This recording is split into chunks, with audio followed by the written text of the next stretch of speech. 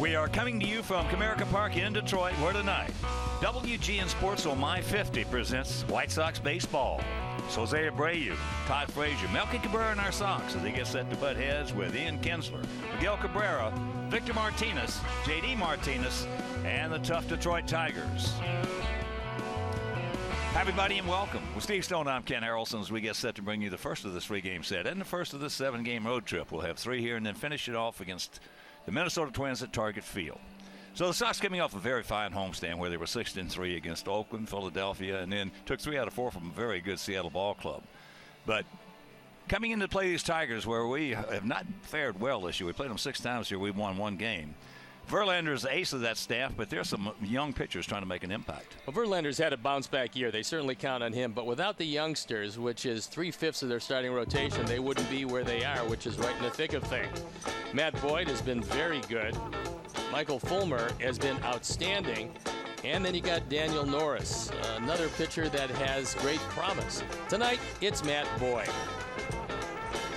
He's not exactly a soft-tossing left-hander. His fastball will get up there 93 to 95 miles an hour on occasion. He's got a good slider, and he's really getting better and better. On the other side of the page, James Shields goes to the mound, and he's really been struggling in the month of August. Having a hard time keeping the ball in the ballpark. He's 5-16 this year with an ERA up close to 6. Hopefully, he can tame these mighty Tigers. Let's look at the numbers. This month, James Shields 0-4, his ERA almost 14. Since the All-Star break, got Matt Boyd at 5-0 with an ERA just below 2.5. So he's one of the talented threesome that's keeping this team afloat, and they really think the world of him. Well, one of the oddities about the Tigers this season, it has not been a guy named Miguel. It has not been a guy named Victor. It's been somebody else who's really hurt us. There is no doubt that as soon as J.D. Martinez looks at the Sox uniform, the bat starts to sing to him. There was a blast off Matt Perk. He also got Chris Sale. And then as a pinch hitter, he got Chris Sale again.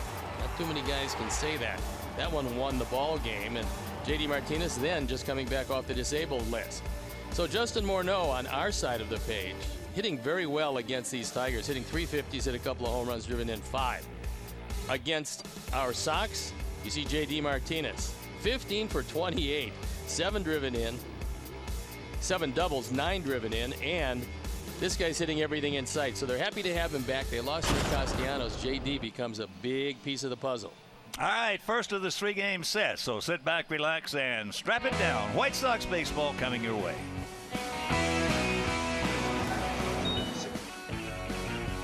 Chicago White Sox baseball is brought to you by Miller Lite, the original light Pilsner.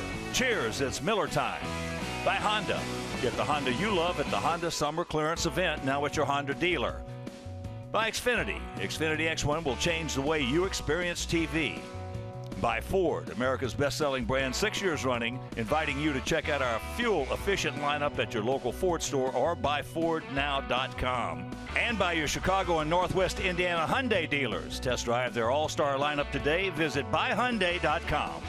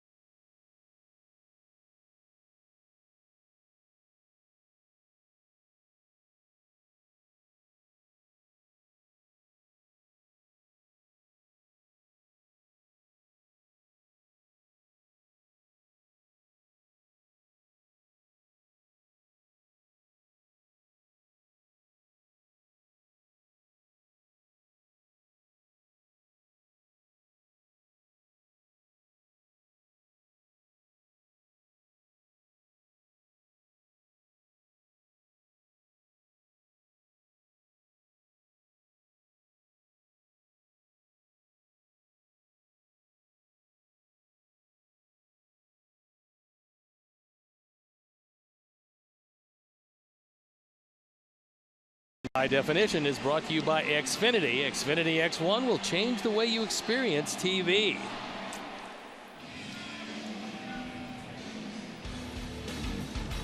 The Tigers are having some problems with the disabled list. And as you can see, Nick Castellanos has not played since August 6th. Jordan Zimmerman, well, he's not 100%. There's no timetable for him coming back. And Mike Pelfrey, also on the DL, but probably closer than either of the other two to getting back here. The injury report is brought to you by Dr. Anthony Romeo Orthopedics. If you have any shoulder or elbow problems, go to RomeoOrthopedics.com or call 312-432-2342. Let's take a look at how Robin is going to line them up. Adam Eaton back in the lineup. It's nice to see him. He's only missed one game this year, and that for the birth of his son. Then Tim Anderson in the 2 spot, Melky Cabrera. Jose Abreu, who's torched the Tigers this year with Todd Frazier. Justin Morneau, also successful against these Tigers. Avi Garcia against a team he played with. Alex Avila and Tyler Saladino rounded out. The defense and the way Brad Ausmus puts them out on the field behind Matt Boyd, Justin Upton in left, Cameron Maben, who was disabled last time we saw him, at center field, and J.D. Martinez is in right. Then it's Casey McGee, a new addition to this team with Eric Ibar, another new addition, Ian Kinsler and Miguel Cabrera, and that's the infield with Jared Saltalamacchi behind the plate and Matt Boyd on the hill. This is his 14th start, his 16th game. He's 5-2, his ERA just below 4. Opponent's hitting .233. He's got a very good slider and a better than adequate fastball.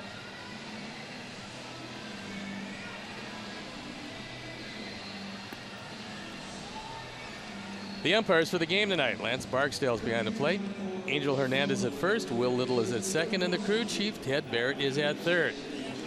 It's been a gorgeous night for baseball. Tigers have thrown the ball around the infield, which means we're ready to go, and I'm ready to turn it over to my play-by-play partner, Ken Harrelson. All right, Stoney, thank you, and once again, good evening, everyone, and welcome to White Sox baseball. Right here for WGN Sports on My 50. Before we show you our picks to click, you at home select yours as Adam Eaton. He's a tough little customer. Got drilled yesterday in the arm, had to leave the ball game, and here he is back in the lineup tonight. So the Southpaw's first pitch, and that's taken for a strike. Adam comes in hitting at .276, 11 homers, 45 driven in. And he has faced Boyd 4 times, and he has a couple of hits. That ball's hit sharp. Look at the play right here by Ibar. Well, what a pickup they made when Iglesias went down, picking up a solid veteran in Eric Ibar. And that's one of the reasons why they got him, because not only can he play defense, but he's a switch hitter. This is a hard hit ball. He gets to it quickly. He looks a little like Iglesias as he goes up the middle. They don't lose much defensively, although Iglesias is a wizard with the glove. Well, yeah, not too many better than Iglesias with that leather. No, he's awfully good. And besides that, Ibar, most of his career is used to winning. As here's Tim. Sox come in hitting at .253 as a team with a 4.03 team ERA. And this is the 14th meeting of the year between these two teams. In the first 13, we have won 5 of them. As we mentioned at the top, we played 6 games here, and we have won 1 of them. So we got our work cut out for them. That's that good slider, and he gets on the appeal to Angel Hernandez. Rich Doobie, the pitching coach, took the arm angle of Matt Boyd and actually brought it down somewhat. He used to be straight over the top. Now he's probably high 3/4. He's picked up some velocity. He certainly has picked up some movement, and he's become a very valuable piece of this rotation. Acquired at the trade deadline last year. Made a good pitch on him right there. Got it in, and Timmy fights it off back. You see what he's done here at Comerica, which has been good. In fact, the Tigers at the trade deadline last year, they picked up 3 young pitchers. 2 of them in the David Price deal, the other in the Yoenis Cespedes deal, and now all 3 of them in the starting rotation. That's high and wide, and here at Comerica Park, 345 down the left field line, 330 down the right field line, 365 in right center, 420 feet dead away center, and 375 is there's a line shot base hit. So a good speed aboard. He's 7 for 9 in stolen bases. That was a high changeup. And Tim Anderson, a very aggressive hitter. As soon as he saw that off-speed pitch up in his eyes, he just jumped on it. You see where Saltalamacchia wants it? He wants it away. He didn't want it high and away. And Tim makes the most of it.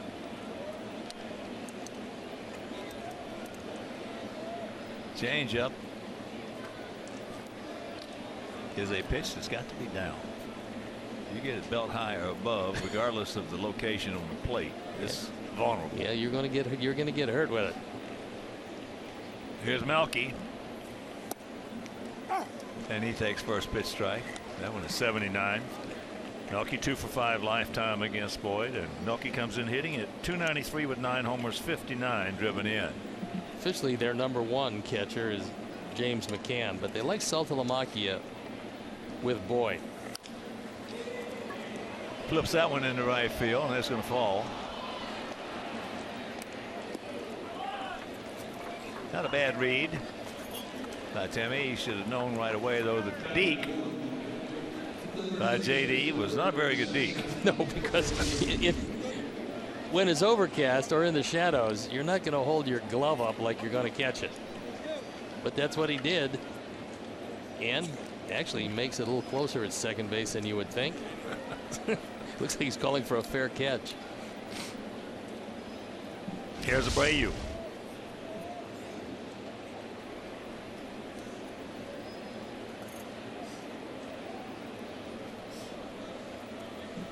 Abreu also 2 for 5 lifetime against Boyd with a homer.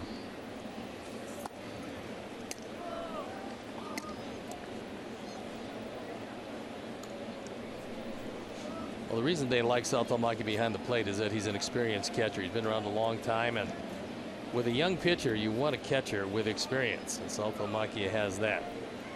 And he's just 31 years old. Boy, he's been around seemingly forever. Yeah.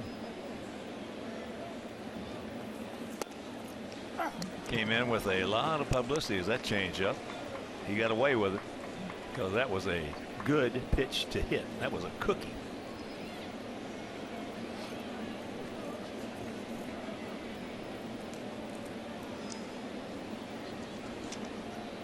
Tigers 4.5 games back of Cleveland. And Terry Francona's been around long enough to know that there is a long way to go in this race. Well, you got Detroit, you got Kansas City, both sitting there thinking that if things break right, they've got a shot at the Indians. They're not going to be content with the wild card. They'd just as soon try to win the division. Kansas City only 5.5 games back. Well, if you're a betting man, it would be a bad bet. But since we're not betting men, we got to treat our situation status like a fight. Yeah, somebody's got to get knocked out. It's the same thing. You play every game each and every day. That's it. You win it and don't worry about what happens. That's exactly. Because you can't control those other guys. Nope. We get a chance also. We get a chance to play the other teams.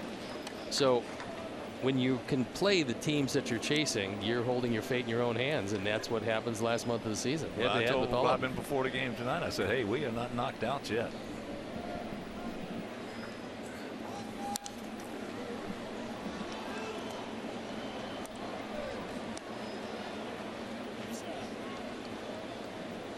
Now feels slightly to the right. Nice gap out there in left center if he can find it.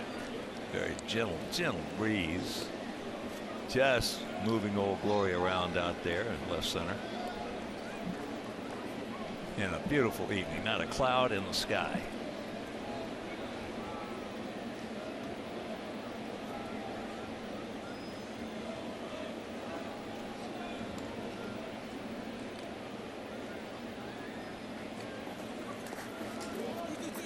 Good job by Lamacchia keeping that ball in front of him.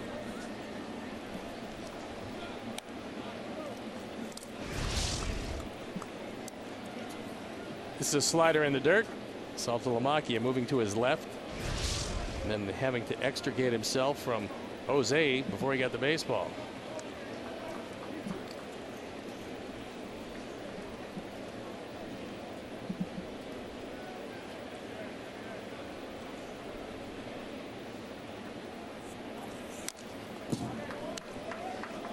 And there was a pitch. It was off the plate, and he just got a piece of it.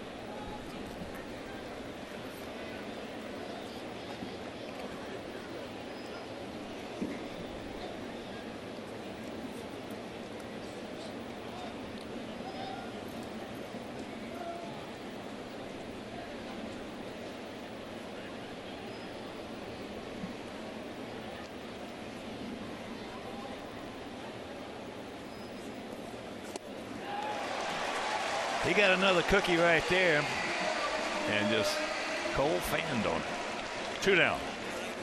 So a 2 out. Let's check out our picks to click.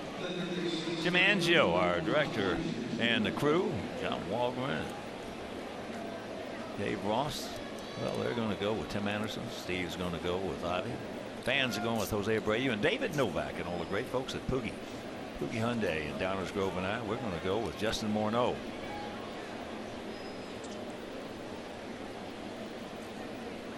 Here's Frazier.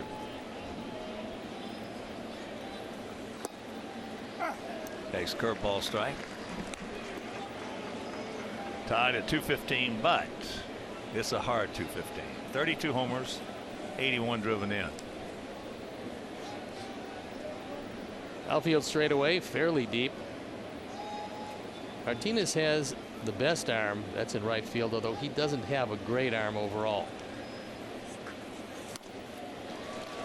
And the count very quickly, 0-2.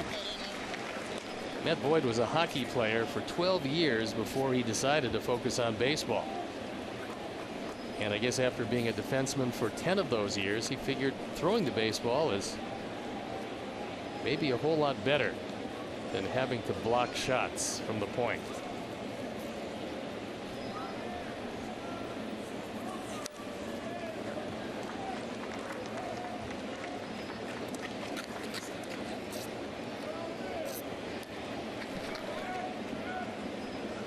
Justin Upton is as far back in left field as you can be, almost on the warning track in left.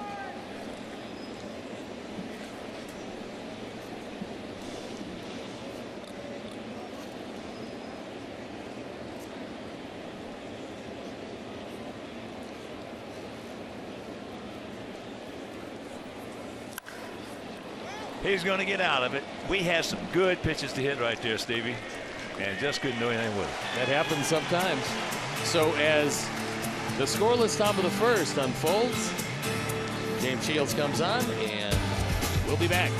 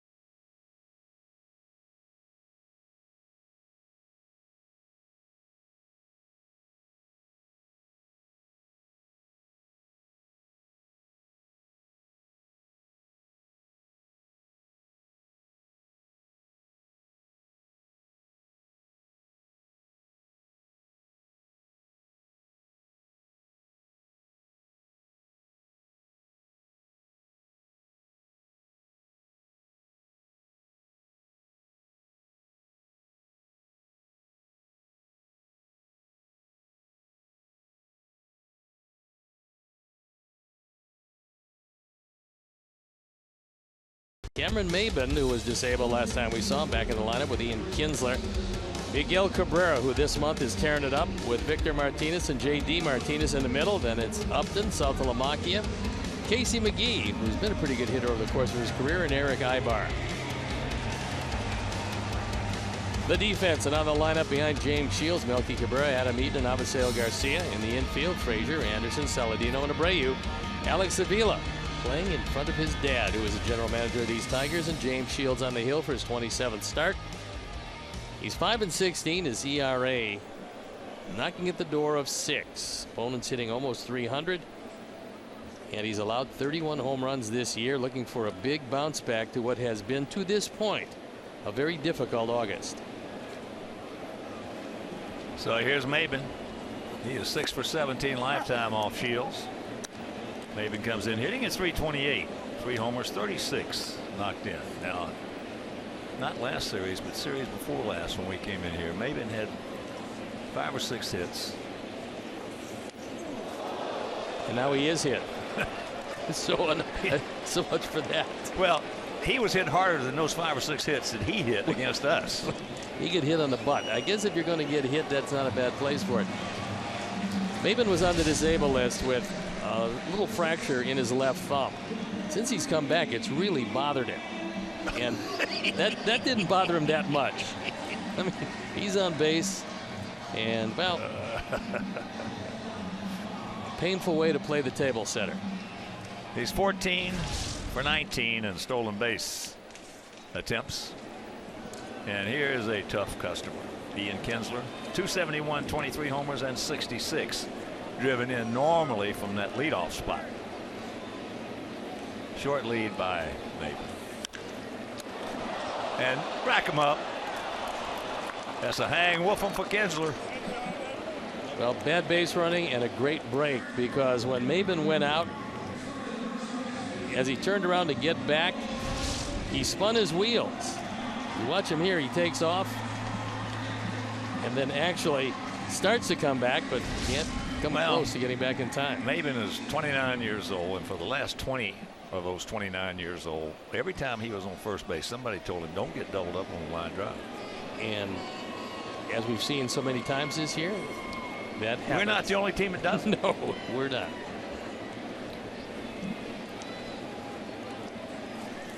Here is Miguel.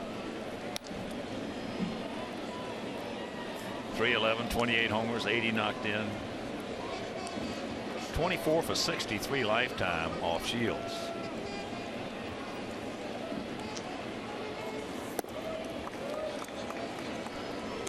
One of the great hitters in this game, and one of the great hitters this game has ever seen. Period. Yeah, with the ability to take it out any part of the ballpark, and boy, it's easy for him to take it out in right field. That's a short porch here with the lower fence. Well, he's the kind of a guy, you know, we talk about, in the past we've talked about certain individuals and the philosophy that they took. For an example, we talked about Rod Carew, the great Rod Carew, who could hit the ball as far as anybody, but he didn't want to hit home runs. He wanted a high average. Wade Boggs could hit the ball as far as anybody. Didn't want to do that. He wanted to average. And we've seen other guys who could be better average hitters, but they wanted to hit home runs. This guy's a mixture of both. But if he had wanted to do one or the other, it would have been awesome to see. Yeah, I mean, I talked to Wally Joyner, and he was describing him, saying he's got as good an eye as any of the little leadoff hitters around. He hits the ball as far as any of the other big guys around. He can hit the ball all over. He said he is the absolute ideal hitter. Very few hitters have the ability to do everything, and he's got that. And that's him. I mean, that describes him. He's as he draws the base on balls, and that'll bring up Victor. Yeah, but and he's playing at a time that hitting and doing everything. If you take Cabrera, if you take Mike Trout, you take Harper, you take all these, Albert Pujols. These guys are hitting under conditions that are the toughest I have ever seen in my 56 years in this game. Every time in a close ball game, Miguel Cabrera comes to the plate in the 7th, 8th, or 9th inning, he's got the best that other team has got out on the mound. Yeah, he's not going to face a tiring starter. No. He's going to face a blazer out of the pen. And that is by Timmy. So that bad base running play helps us out. Meanwhile, 2 out, 2 on. Victor Martinez has absolutely tortured the Sox over the course of his career. His batting average career-wise, knocking at the door of .340. It's somewhat amazing, and I think Tim, not used to playing second base, probably didn't get as good an angle as he would like. It's an unusual place for him to play, and also the visibility right now is not good. Yeah, because he did not get a good jump on that. And one of the reasons being is, as you mentioned, it's a different angle for him. Yeah, they shifted way around and still couldn't control Victor. Here's the dangerous J.D. Martinez. He is a tick above being dangerous. You take a Mike Napoli, now he is a dangerous guy. You take some of the other guys who averages down, if they hit some home runs, they're dangerous. This guy can hit, plus he's dangerous. Well, you take a look at the .315 batting average. You factor in his other numbers and realize that he was on the shelf for a while. And the loss of Castellanos really hurt the Tigers, but getting him back helps a bit. That pass he made at that pitch right there shows you just how much he's improved. That ball had a chance of being in those seats in right field. Well, he certainly has hit Shields hard.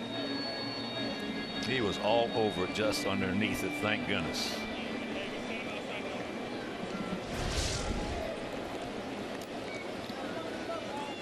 JD 15 for 28, as Steve told you earlier, with a couple of homers and 9 RBIs against us this year. And that pinch home run against Chris Sale, that sealed the deal. Our last trip here like 3 weeks ago. You know, that's baseball. That was his first day back off the DL. They didn't start him. That's baseball. Yeah, here, take a look. It broke his heart, broke Steve's heart, broke my heart. But after the game's over, that's baseball. And that hurts, but that's baseball. Well, Chris Sale has had a variety of games that he should have won but didn't. That one was a tough one. We both know that Chris Sale this year could have been a 20-game win. He still should be. It's going to be a little tougher now, but Hernandez says no.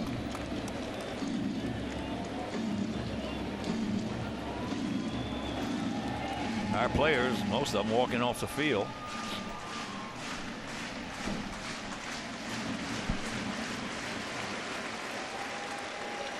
One thing about Shields, he has got to be almost pinpoint with that curveball. Yep. If that curveball is not, he gone. Well, there's a break. And that'll retire the side after 1-0 score.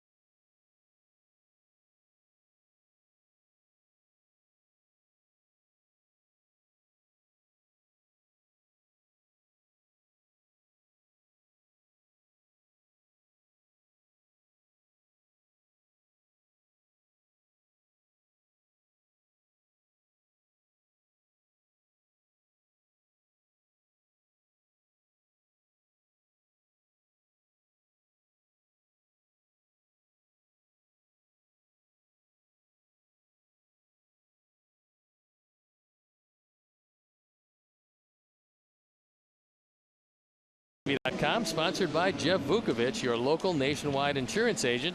serving the area for 38 years. To join the nation, visit jefffook.com, because Nationwide is on your side. First of a 3-game set. No score, top of the second if you're just tuning in. It'll be Morneau, Garcia, and Avila in his first pitch strike. In game 2 tomorrow, it'll be Anthony Bernardo against Daniel Norris. And of course, in the finale, got a Jim Dandy for you. There's a tough hop right there for McGee. He makes it. 1 out. Chris Sale against Justin Verlander.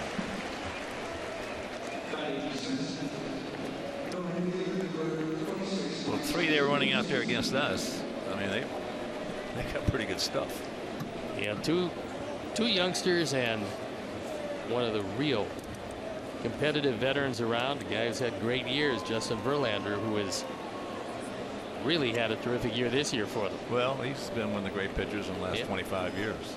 Just hand him the ball year after year, goes out and gives you a great effort seemingly each and every time. Chris Sale, another one of those greats. What a matchup. Wednesday afternoon. I mean, talking about pitchers. Yeah, Verlander go out there.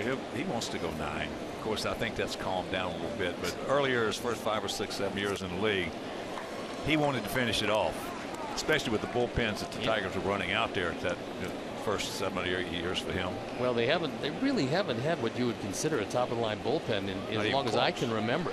I was talking with Jimmy Price on his pregame show earlier, and I said, if you guys had a decent bullpen, y'all could have won 3 or 4 more world championships in all probability. They just didn't have it. 2 down. But on this date in 1966, in Tiger history, Denny McClain won his 16th victory of the season. This is in 66. Now in 68 he won 31 games, but this is in 66.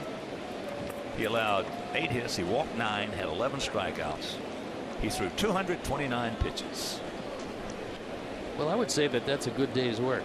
In fact, right now, that's 2.5 games work. Most pitches you ever. 229. You know what? Honestly, they never, not anyone ever came up to me and said, this is how many pitches you have. Now, I know in 2 back-to-back games that threw 75 and 73 curveballs against the Angels and the Brewers. That's just curveballs. Yeah. They didn't tell you how many pitches you threw. They just, when you start hanging them, they took you out. Estimate. That's it, dear. Yeah, I think you've had enough. I know in my career, starting in the major leagues in 63 and finishing up, I retired in 71. The only person that knew how many pitches you threw was the next day's pitcher, because he was keeping the chart. And usually from the stands. Yeah. Or sitting in the corner of the dugout. Alex can't get it. But in that time frame, it was nothing to throw 200. It was nothing. The norm, the gold standard, so to speak, for innings pitched was 300. Well, that was a 4-man rotation, so you took the ball usually every 4th day, and the only time you ever saw a reliever was when you started getting hit late. Otherwise, they would just let you go 9.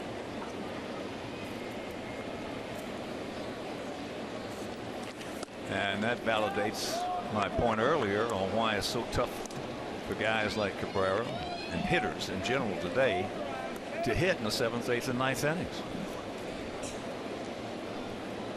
We were facing either a tired starter or a failed starter who was in the bullpen trying to get his. Yeah, the first guy, he'd be the first guy out. Yeah. That's where they put the failed starters in the bullpen.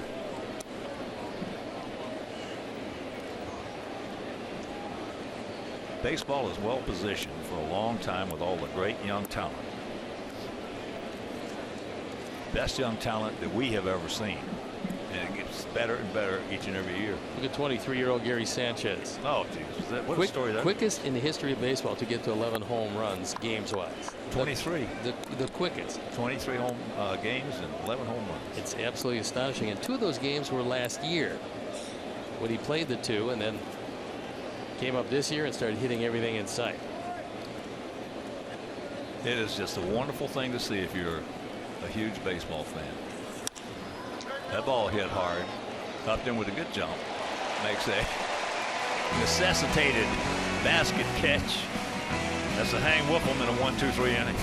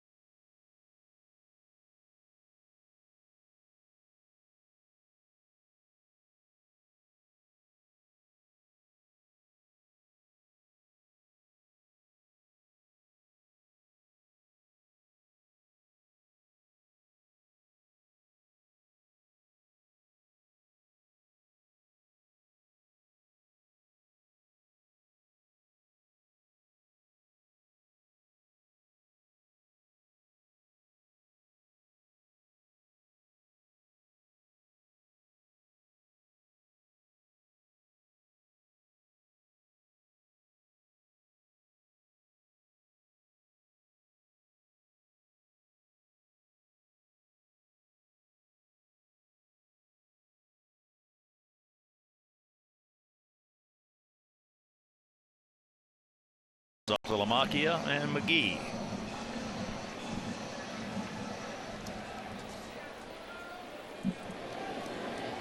Justin Upton hitting at .235, 17 homers, 57, but he's picked it up in the last month and a half. Got off to a really rough start. He's starting to be the guy that they thought he was going to be when they signed him to a very lucrative long-term deal as a free agent. You know, one of the hits that got him started too. Of course, he was just getting into that mode when he got this hit. Was against us. Bases loaded, 3-0 count, and he ripped a double down into the left field corner, and that more or less got him kick-started. Well, at various times of his career, he's been a really good player. You see, 268 lifetime. He's hit over 200 home runs. His on-base percentage 50 points higher career-wise than it is right now. Well, I think most guys will tell you who've been around. I've asked, because I hadn't seen him play that much in person, but I've asked scouts, and as you talked to him as well, he still hadn't even scratched the surface on what his ceiling could be. No, he was a wonderful player, drafted #1 in the draft. When you're 1-1 in the first round, you're pretty good. And he probably was a more talented hitter than his brother, who has become Melvin after being B.J. Upton for a long time. Hey, you're talking about apples and oranges there. Yeah. Yeah. Not even close. Only brother combination in history as a #1 player in the first round and the 2 player in the first round.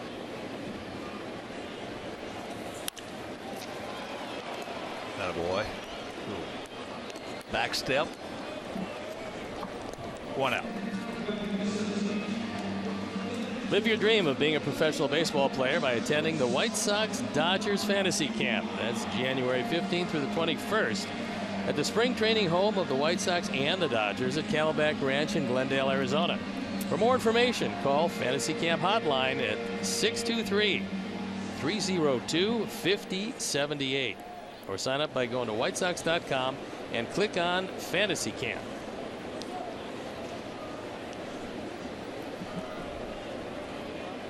Here's Salta Lamacchia. Big man. The chopper 2 hopper. 2 out. And here comes McGee. Casey McGee's been around a long time. And he originally came up with the Milwaukee Brewers. The strange part about his career is that he's actually gotten better and better defensively as he's moved along. Well, that happens to a lot of third basemen. Yep. He really has gotten not only proficient, but very good down there. You know, we go back and hit time, and Robin Ventura, when he first joined us, he was not a butcher, but he was close to it at third base. Doug Manzolino got with him, kept getting his behind down and down and down, and that brought his head down, his eyesight down. There's a strike. You cannot be a stand-up third baseman. You cannot be a stand-up first baseman. If you do, you're not going to be able to play it. Greg Nettles was the all-time great third baseman. When he played with me in Cleveland, he was a butcher. He was really good when he got to the Yankees. Oh. That's high and deep. Right at the edge of the track. So McGee just missed it. Meanwhile, no score after 2.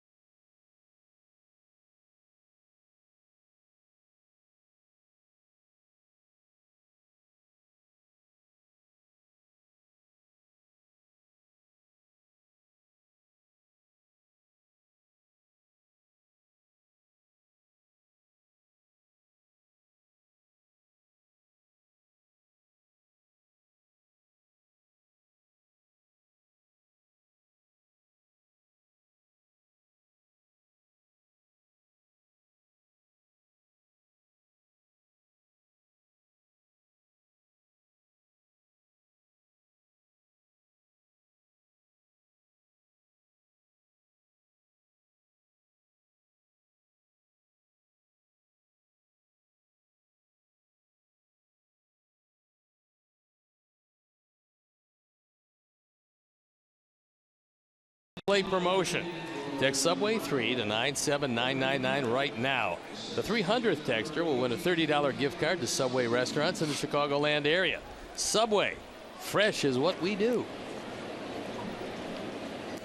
Top of the 3rd inning, Tyler Saladino, then back to the top of the order with Adam Eaton. Tyler hitting at .261, 7 homers, 29 driven in. And I want to take a moment to send out a huge White Sox shout out and hope you're feeling better and going to get well soon. John Guido has some shoulder surgery. So get well quick, John, so we can get you back out on that golf course, buddy. Good man. Huge Sox fan.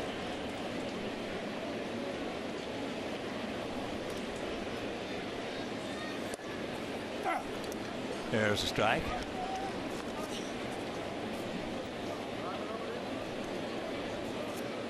Tyler has faced Boyd twice, has 1 hit. That ball hit into right field.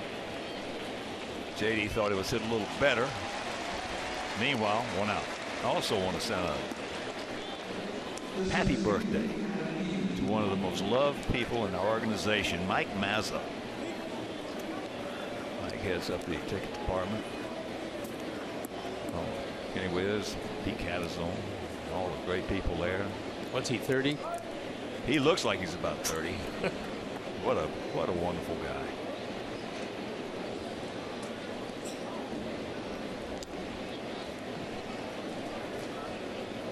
Here's Adam.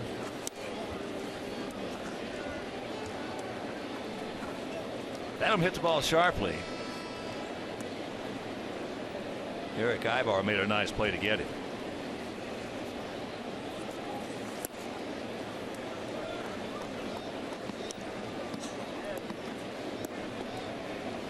Wood had some problems with command in that first inning between his high sliders and high changeups, but after that first, he's thrown it pretty well. Yeah, we got nobody to blame but ourselves in that first inning. We had some great pitches to hit and just didn't do anything with them. Very vulnerable, but he's now retired 6 in a row, heading back the second time through the order.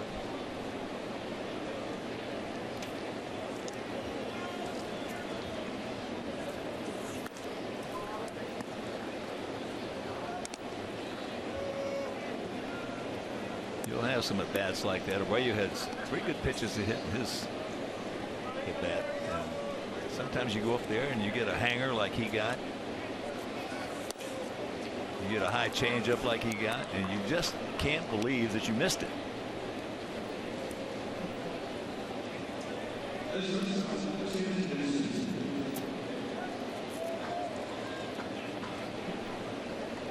So here is Anderson. He laced a single into left field.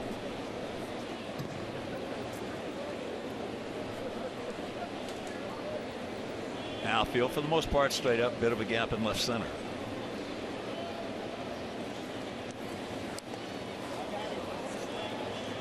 I think they're calling him out. Yeah. I think. Well, it looked like he did.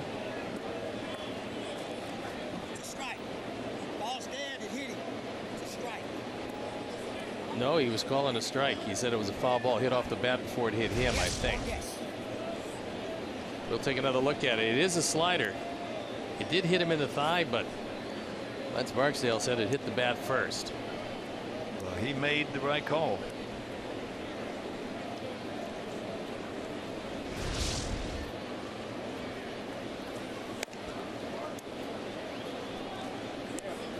Pretty difficult 1 year after making a deal to get one starting pitcher back in return, but they got 2. We got the man we're going to see tomorrow night, Daniel Norris, as well as Matt Boyd, and the David Price deal with Toronto last year at the trade deadline. Norris has got good stuff. He's got very good stuff. But Toronto thought they were in it. They felt that they would have to pay a high price. They certainly did for David Price, who then left as a free agent. Went to Boston.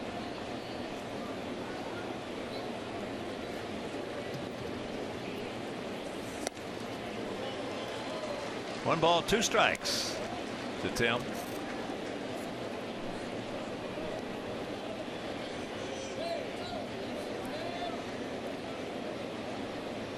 Beautiful evening here in Detroit. They're averaging 31,620.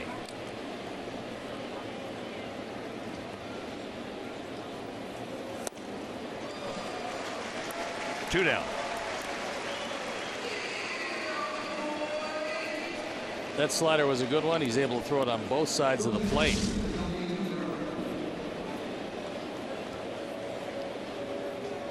This one out away from Anderson. Can't get to it. He kept it down in a good spot. Here's Melky. He had a little Kansas City special single in the first inning to right field.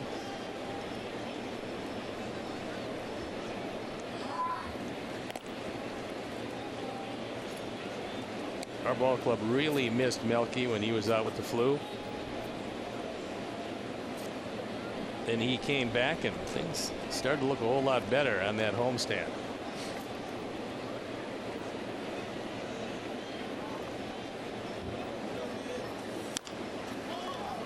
That's a foul ball. Well,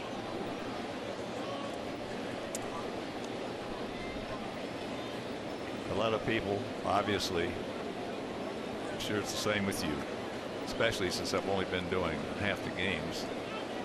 Been doing a lot of interviews. And what's wrong with the Sox, Hawk? What's wrong with the Sox, Hawk? And I was talking earlier, as I mentioned, with Jim Price on their pregame show, and I told him one of the big hurts for us that nobody really talks about. One of the big hurts this year for us was Austin Jackson. The loss of Austin Jackson. When he was with us, we were playing good baseball, and we started off 23-10, which don't make it any wrong. We were not a 23-10 club, but we had a tough schedule in those 33 games. We had the best bullpen in the major leagues in April, and because of the schedule, with only one off day in April, wore that bullpen out. So in May, we had the worst bullpen in the major leagues. So you don't do that. Same guys. The same guys. No injuries. With the loss of Jake Petrichka was a big loss. That was a little bit later as he gets him on a breaking ball, and we'll continue with that. Meanwhile, we'll go to the bottom of the third, still scoreless.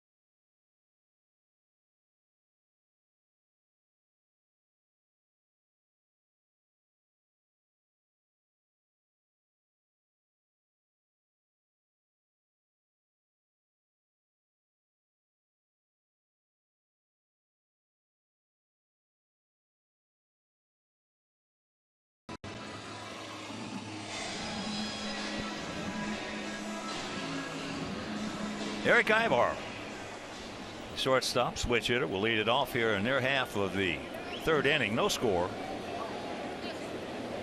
Eric comes in hitting at .243 homers, 28 driven in, and he's a lifetime .276 hitter. And against our club, he has really been a good performer when he was in that Angel uniform. But getting back to the rhythm of a club, and Michael Jordan used to talk about this all the time. Rhythm. He probably used that word more than any other athlete I've ever known. He's always in post-game interviews, always talking about that gets through for a base hit. Well, one thing that's one of the reasons why Ibar showed bunt and didn't bunt on the first pitch, is that he wants to show bunt to bring them in at the corners. When you're bringing them in at the corners, they're not going to have an angle on a ball hit, in the case of the third baseman, to his left, in the case of the first baseman, to his right.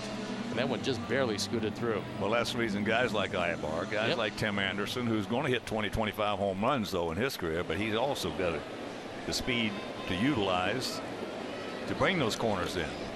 But Jordan used to talk about the rhythm of his club, the rhythm of the Bulls, the rhythm of the Bulls. And when Austin Jackson went down, we had a tremendous defensive rhythm out there. In fact, the whole club was in great rhythm.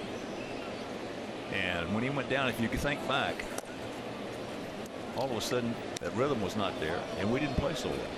But one of the things that his presence meant to this ball club, he most likely will get Adam Eaton a Gold Glove in right field. Well, I said that on the pregame show today with the Tigers. I said he made him a Gold Glove right fielder because of his being able to play center, right center, and left center. he made Melky a much better defensive outfielder because they could play closer to the lines and keep those shots down the first base line, third base line, and hold them to singles rather than doubles. And all of a sudden now everything grows. Everything's contagious. You just grow off that rhythm.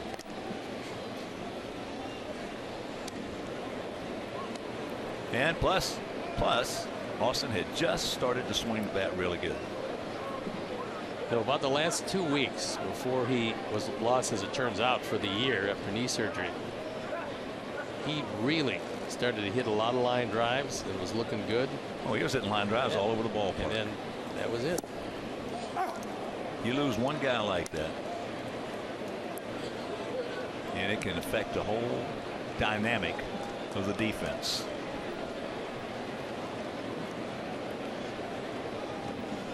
Maben was hit right in the fanny.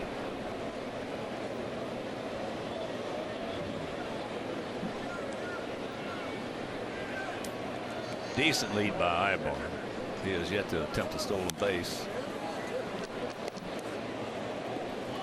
Well, Ibar was acquired, as so many will be acquired, between now and August 31st. That's the deadline to set your rosters before the playoffs. Now, you can still acquire players once they've cleared waivers after August 31st, but they have to be on your roster before August 31st to be eligible for the playoffs. That's why we'll see a few more comings and goings in the next few days. He gone. We talked about that earlier. James has got to be really, really sharp with that curveball to make his fastball more effective. That one down. A little piece of the zone. Maybe not particularly happy, but he's down on strikes.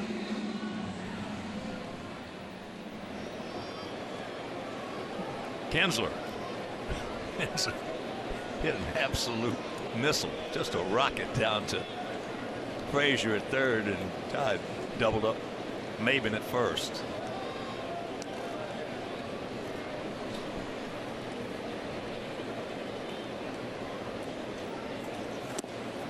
Breaking ball strike.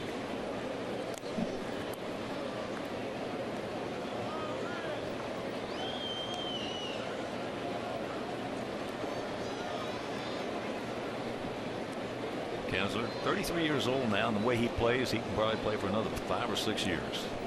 That's a young 33. He's in great shape. Oh boy. Always has been. Very aggressive player, whether it's the field or at bat. He just attacks everything.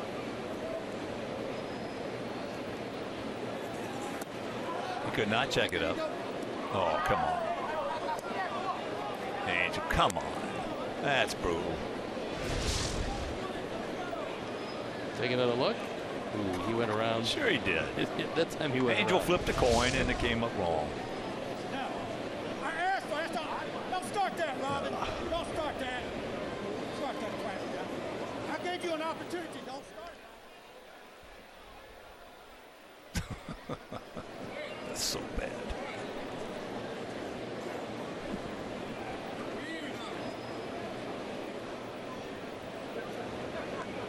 A little bigger lead now.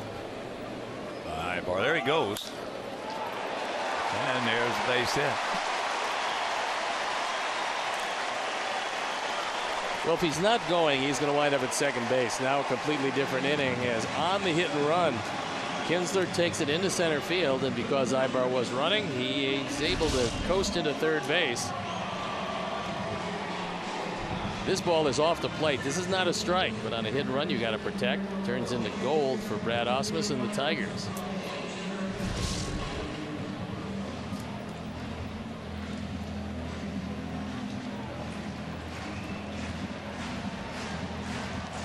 Kinsler was one of those players when he first came up.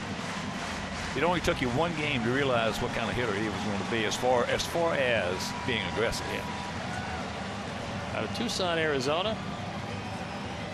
Best friends with former Sox center fielder Brian Anderson. And what a deal that was, because they opened first base by sending Prince Fielder to the Rangers. Now Fielder's career is over after a couple of neck surgeries, but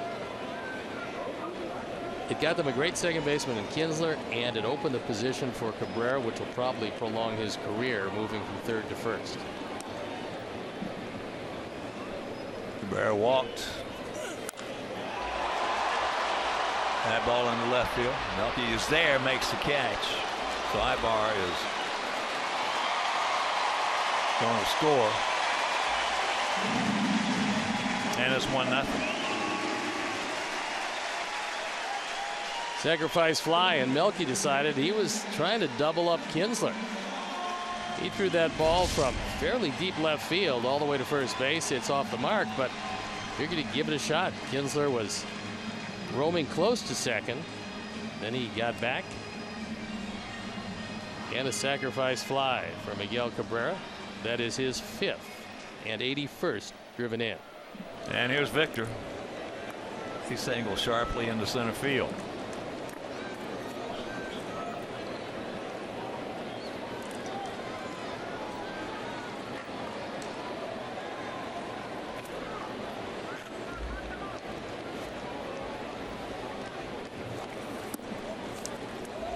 Keep an eyeball on Kinsler. He's 13 for 17 stolen bases.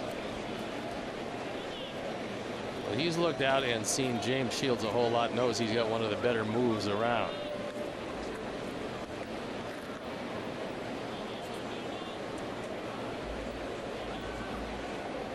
Tyler Saladino is way back in right field in his version of a second baseman.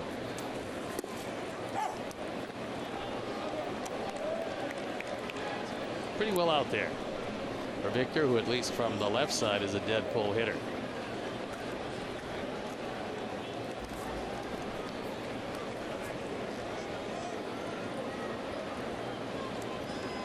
Victor's been not only a better hitter left-handed this year, but much more power left-handed.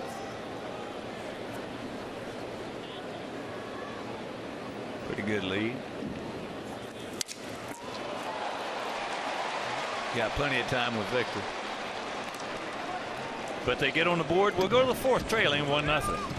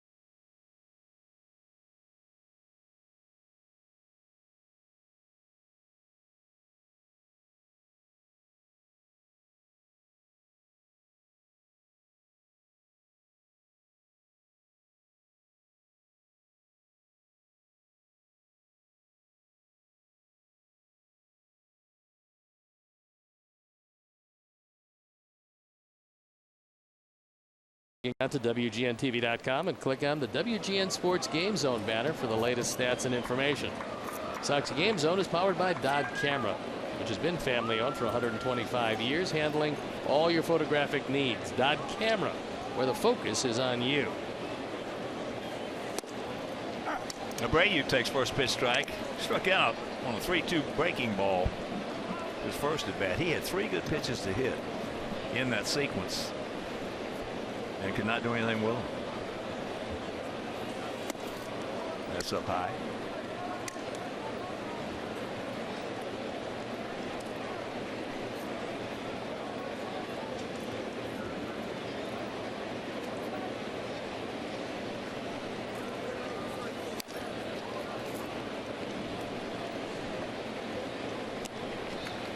Over the last 24, Jose is hitting a lofty .355. He's hit 7 out of the ballpark with 5 doubles. Scored 16, drove in 17. That is pretty impressive for a month's work.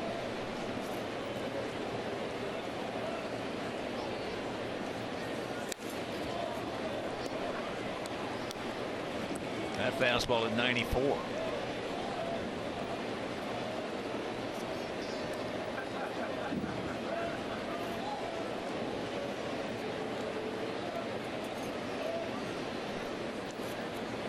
Run on 3 hits, no errors for their guys. No runs, 2 hits, no errors for our guys.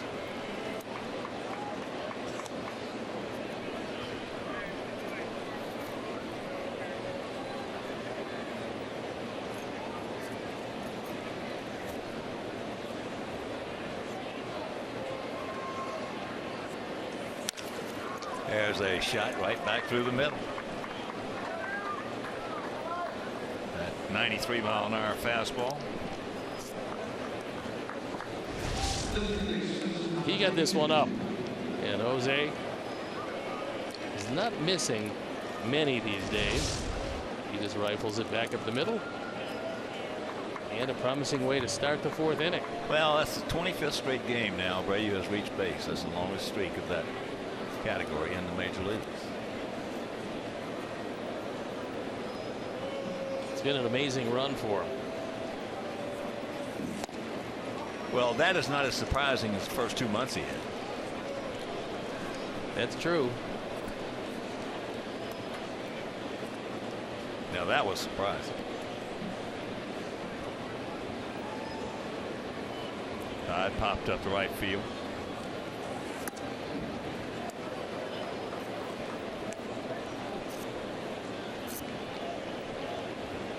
That's why batting averages, as we've said so many times, can be one of the most misleading numbers in baseball.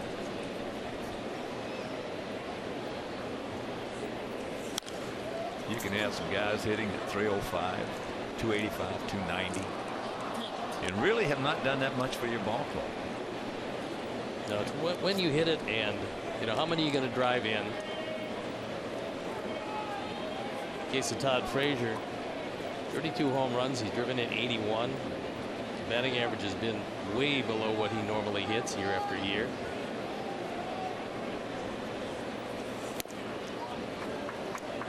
Yeah. Coming into the season, I think we all were very, very optimistic, especially in our ballpark. We've been out-homered by the opposition in our ballpark, which usually if you're out-homered in your own ballpark by the opposition, you're not going to have a good year.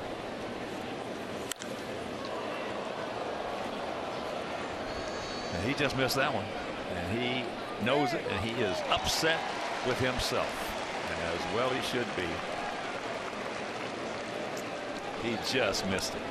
But Boyd has thrown a lot of pitches up in the zone, and here's another one. It's a fastball. Todd had a very good pitch to hit a fastball right down the middle, just under letter high, and he knows he should have hit that one a mile and just didn't.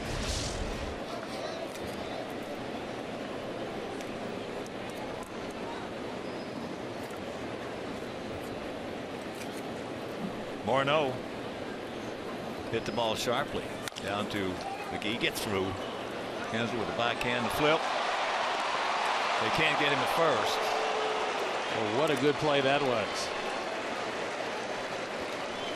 It's pretty difficult to flip the ball straight, and this one back up the middle.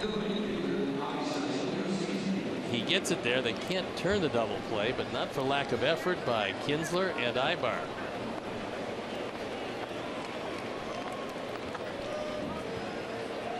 So here's Avi. Yeah, that was a nice play. But if you've done it as many times in practice, in infield practice, and in the games as Kinsler has, You're a 5-1 favorite to make that flip. Well, he's also gotten much better defensively because when he came up, I mean, he was a little rough. He was an offensive second baseman, Yeah. pure and simple. That was what he did, and you know, you took what he gave you in the field, almost not quite as much power as Jeff Kent, who drove in 106 years in a row, but same kind of fielder. And then Jeff Kent never really had what he's had.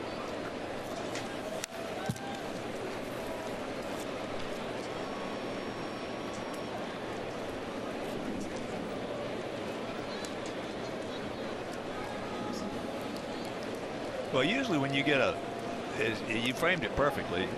Usually when you get a guy who comes up who's an offensive second baseman or an offensive shortstop, so to speak, and they're rough a little bit defensively.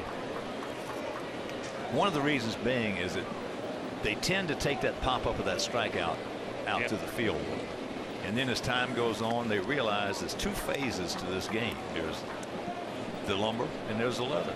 Especially as a middle infielder, when you're involved in cutoff plays, you're involved in double plays, you're having to start double plays, you're having to complete the double plays, do all of the jobs that shortstop and second baseman have to do. If you've got a defender who's not as good as he should be, that's going to really hurt the club. And Kinsler's become very good. Yeah, well, you learn over the years with experience that the only way you can get a good jump is by being into the game. Now, if you're thinking about that pop up or that strikeout, you're not into the game.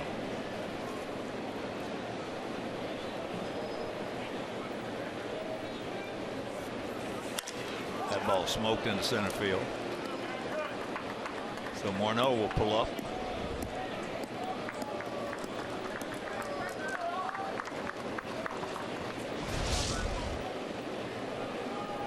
Tommy gets one just below belt high, pretty much right down the middle. Boyd is using a lot of the plate for his strikes, so he has been wild in the strike zone. He's gotten away with a bunch of pitches tonight. Yes, he has. Given up just the 4 hits, and so far kept the Sox off the scoreboard. Here's Alex. He had a line shot into left field that almost handcuffed Justin Upton.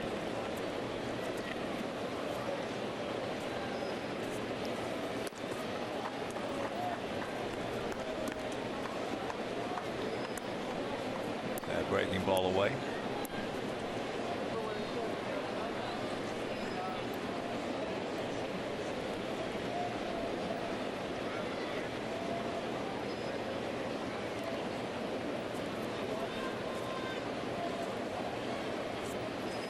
Managers in years past, in that note that we were just talking about, getting a good jump, the only way you can do that is by being into the game.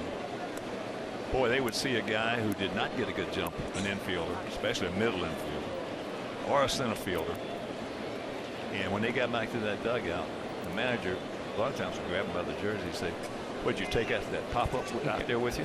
Yeah. You take that strikeout out there with you?" Right, that set it off. Yeah.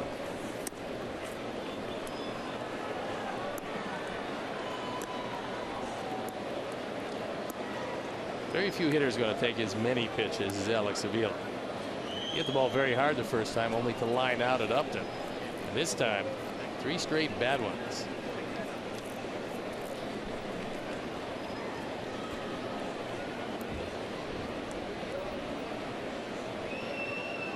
So 2 on 2 out, 3-0 the count. Saladino on deck, and we'll see.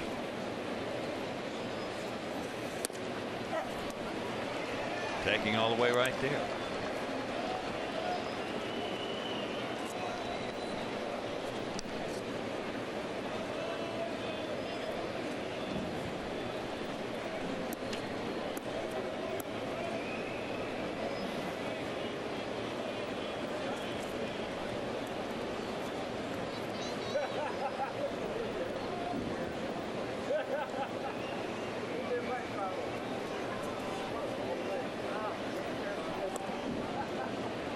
Little too much time outfield, pretty much straight away. Normally on the ground, Alex is a dead pull hitter. In the air, he will use, when he's swinging well, left and left center field.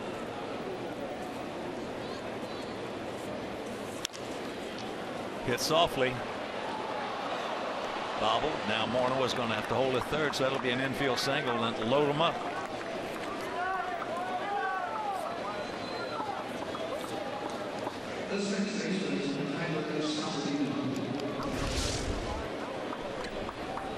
This fastball's on the inside part of the plate, and Alex was able to get the decent part of the bat on it. Ibar could not get to it. Kinsler knocked it down and made sure that Morneau could not score. That was the only thing on his mind. Not making a play, just not keeping the ball in front of him. Keeping the ball in front of him. Golden opportunity here in the fourth. We stranded 2 in the first, 1 last inning, and here is Saladino. Curveball just does miss.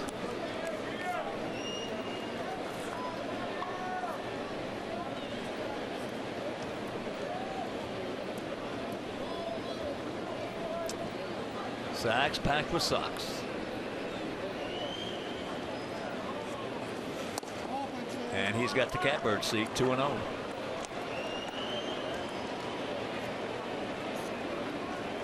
You would think that it's just a matter of time.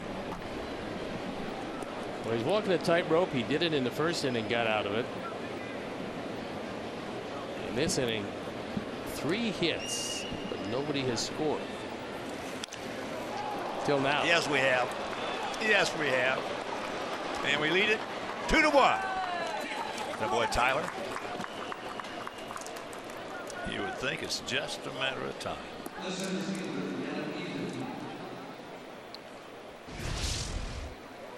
RBI's number 30 and 31 as he takes his inside fastball, takes it right back up the middle.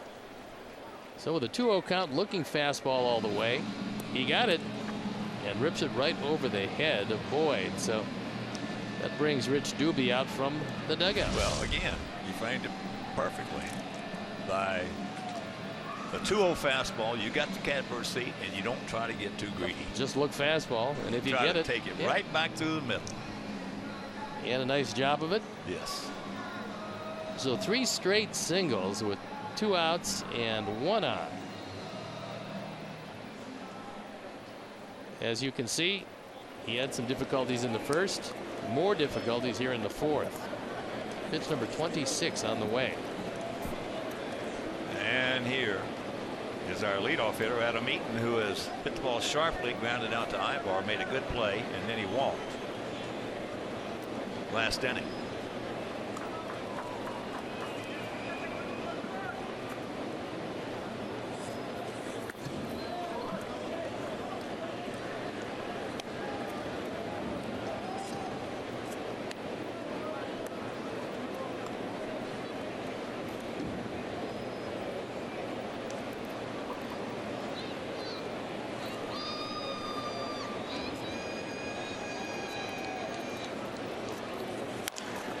Out and around.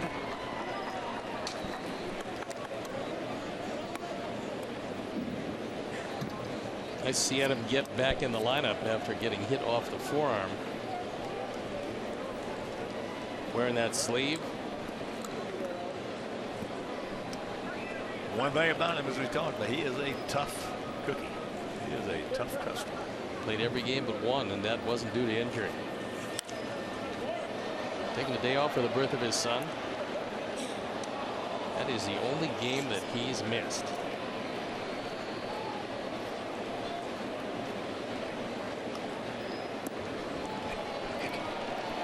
Did a lot of guys get hit like he did. I think he'll be out for 4 or 5 days. I was gonna say, gone for a week. Yeah. See, I'll pick you guys up later. I think I'll meet you all in Minnesota.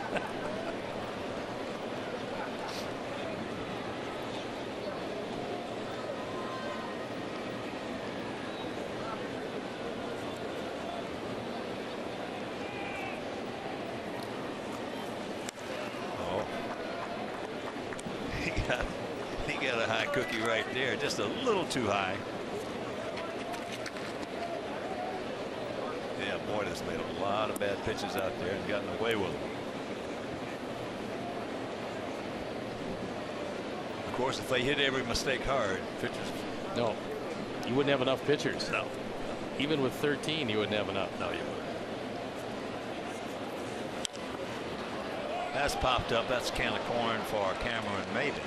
But we get on the board. Big bases loaded single by Tyler Saladino, and we lead it 2-1.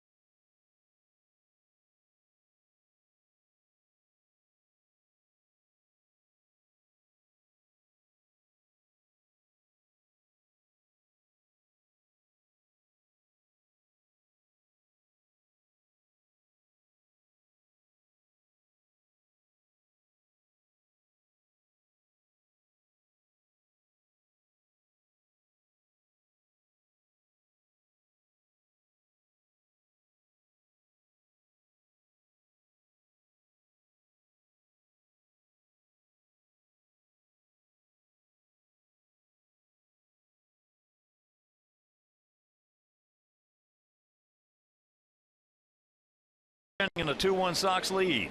Sox trying to pick up just the second win this season, and this being the 7th game at this ballpark. So here's J.D. Martinez. He'll be followed by Justin Upton and then Jared Saltalamacchia. Curveball strike.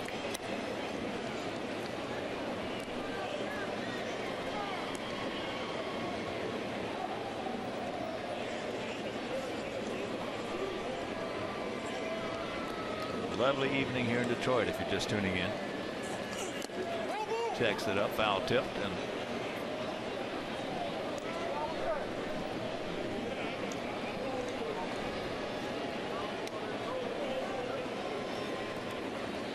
that is George Jacobs, who's made the trip here to Detroit.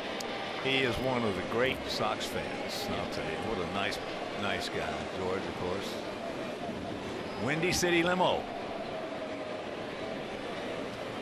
Great service. As 82-mile-an-hour pitch smoked for the leadoff double. That's his 28th two-bagger. And that's surprising when you're hitting close to 500 against a ball club. You're going to find a way to continue to do those things. I thought Melky would have had a shot at him. It's a changeup down. It's actually a pretty good pitch, but Martinez goes down and gets it.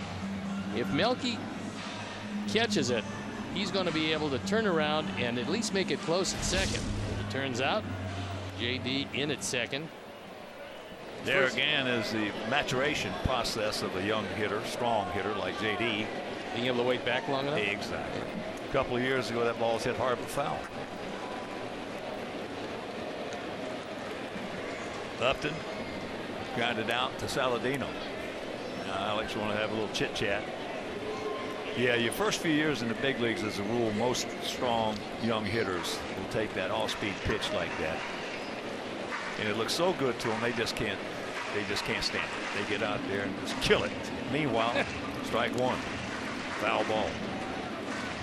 Then your veteran players get that same pitch, they wait back a little bit on it, hit it hard, keep it fair.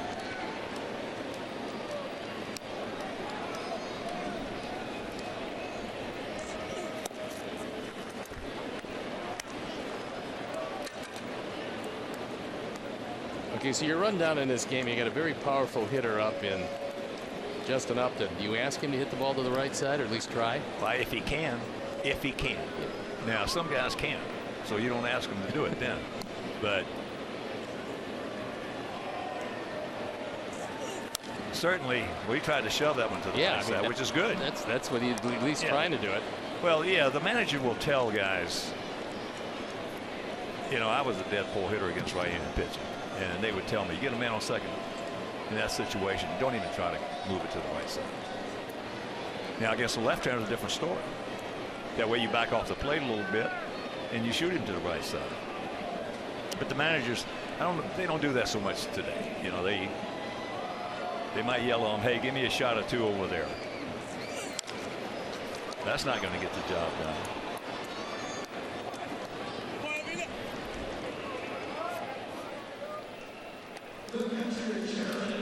Join the White Sox Friday, September 9th for a night of music and dance as we celebrate the rich Southside Irish heritage. First 20,000 fans ages 21 and over will receive a St. Patrick's Day themed cap presented by Miller Lite. To purchase this ticket package, visit whitesox.com/SPD. And Steve, you and I have talked about it. I don't know if it's been on the air or not, but you get some of these guys that fans will say, or people will say, well, he should know better. You know, they know that in high school and college. Watch out, he throws that one in the center field. It looked like he turned around, but I don't think it was a daylight play because Anderson was not coming to the bag. I think the Seals thought that Anderson should have been in a different spot. Well, take a look at him. It goes E1.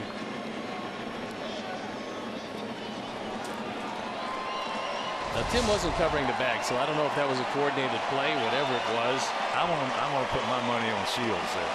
Knowing that it was a coordinated play? Yeah. But it accomplished what Upton couldn't do. Got Martinez to third, and now the infield has to come in. Blocked nicely, but getting back to that point, a lot of people say, well, he should know better because they know that in high school and college. Well, you can forget that. A lot of guys up here, when they get a man on second base, I don't care what the situation is, 1-run ball game, 8-run ball game. They're not even a lot of times even. We've seen it with our club, not even trying to get him over. Well, it looked like he took one shot to get it over and then just hit the ball. Yeah, he tried to shove that first time, right, and then just hit the ball when you get to that point. Yeah, you get some right-handed hitters up there against the right-handed pitching, and they just can't move the ball to the right side. And you get other guys like Sammy Sosa. He can hit it 500 feet out there to right field. So Albert Pujols to do the same thing when he won early, because he used to put on his own hit and runs, and he used to easily take the ball to right field and many times hit in the stands. There's a strike. Well, Albert Pujols, not the ordinary hitter. Not hardly. He's in that quote smarter elite bunch.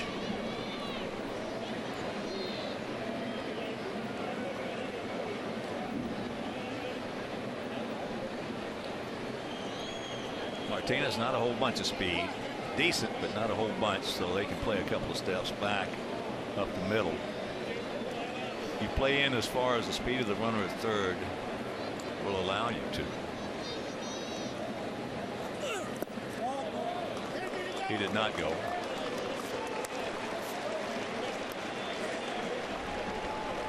So the count 3-1.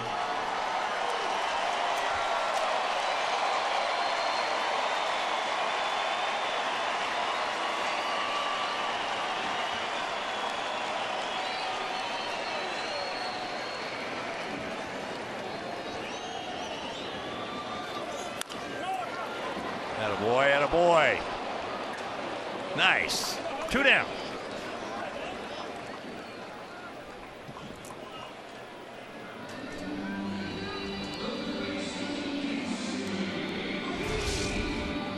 Without real good speed at third, you're not going to run the contact play. And so because of that, Jose was back, able to smother it, And take a look to see. Found no movement on the part of J.D. Martinez. Yeah, that's a good example of what we were just talking about. Now, if you got a speed burn, if you got Cameron Maybin down there, that ball is bio-graded because he's in a couple of steps closer. Yep.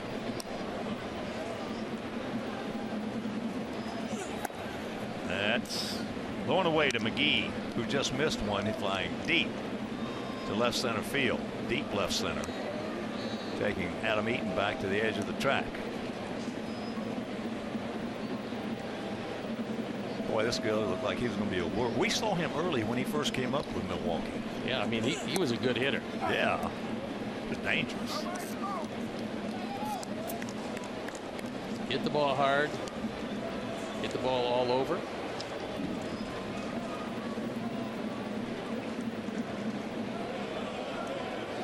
He came up. He hit 300 in 2009. Actually, 301. That's yank foul. Second full year, hit 285, 23 home runs, 104 driven in. Yeah. I mean, those are pretty solid numbers with Milwaukee. Then things started to tail off. He went to Pittsburgh. He went to the Yankees. He went to Miami. He did good in Miami. He hit 287. But the power was down. 4 home runs, 76 driven in.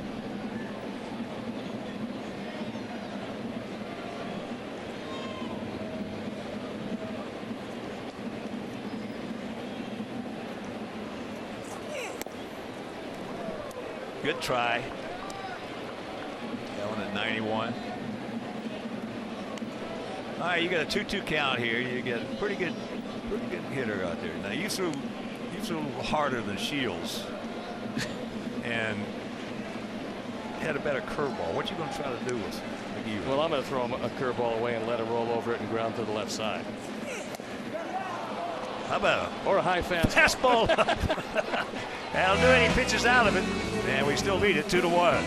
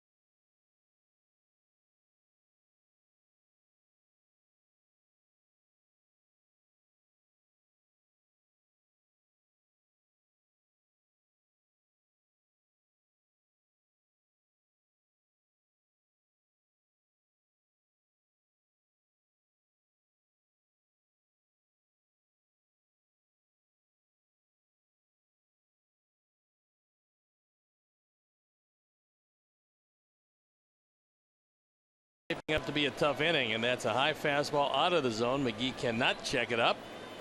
He goes down on strikes, and James Shields protects that 1-run lead.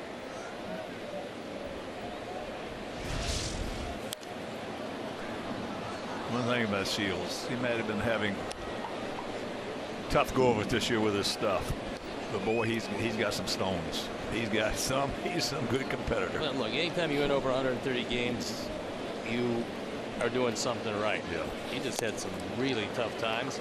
However, in between the rocky start and the bad August, he put together some great starts. He put together 5 in a row. Yeah. 5 in a row. But he put them together when we weren't swinging the bats.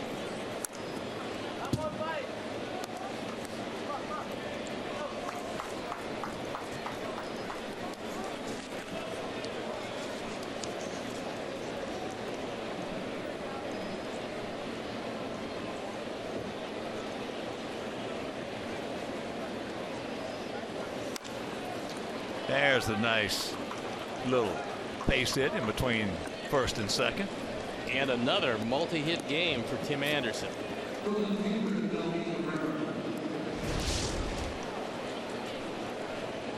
So he inside outs it, takes it through the right side. He had a strikeout in the third, but it was sandwiched in between a single in the first and a single here in the fifth. And now Saltalamacchia doesn't throw particularly well. So if you can get the read on Boyd and his move, not a bad time to run. That breaking ball high. Melky 1 for 2. Little soft single. Kansas City special in the first and a strikeout in the third. That's the 25th multi-hit game for Tim Anderson in 68 games. The first 68 of his career. That's amazing. That's pretty it really impressive. is. It's impressive. I played with a guy that similar to that, only he was a veteran. That if he got a base hit his first time up, he was going to get at least one more. And that was Jose Cardinal. But conversely, if the first two at bats weren't real good, don't say it. the other two usually weren't real good. He was 0 for 4. Yeah, especially the first. Yeah. But yeah, if Junior got a hit his first time up, he was going to get another one. Most amazing thing with him was I remember watching him come to major leagues with the Indians, and then I played with him as a teammate, and I was older than he was. I mean, I said, wait a second, how old are you? I watched you play coming up with the Indians when I was a kid. He spent a long time in baseball. Junior, good guy, good teammate.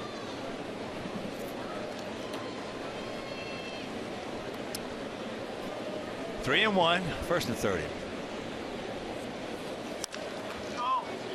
Ooh, just foul. So a full count. Tiger pen up and going. Alex Wilson.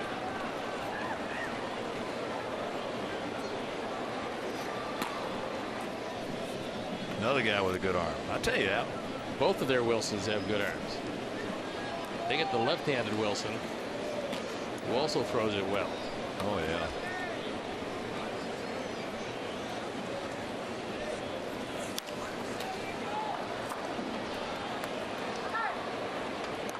Alex and Justin Wilson not related.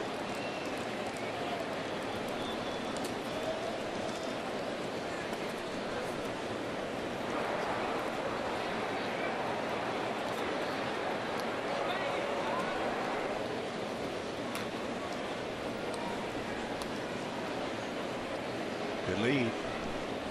There he goes. And that's fouled away.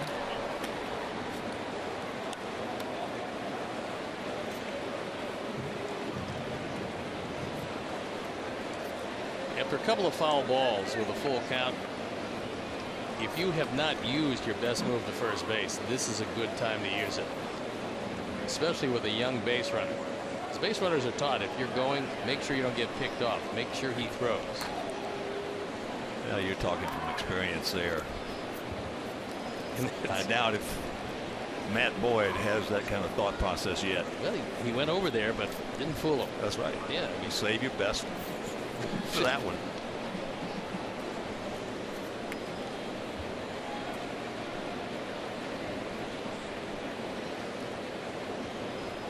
There he goes. And another souvenir.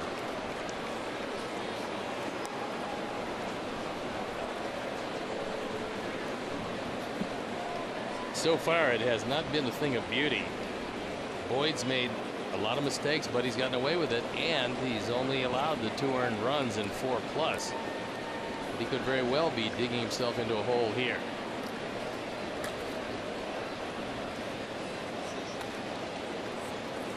There he goes. And another souvenir.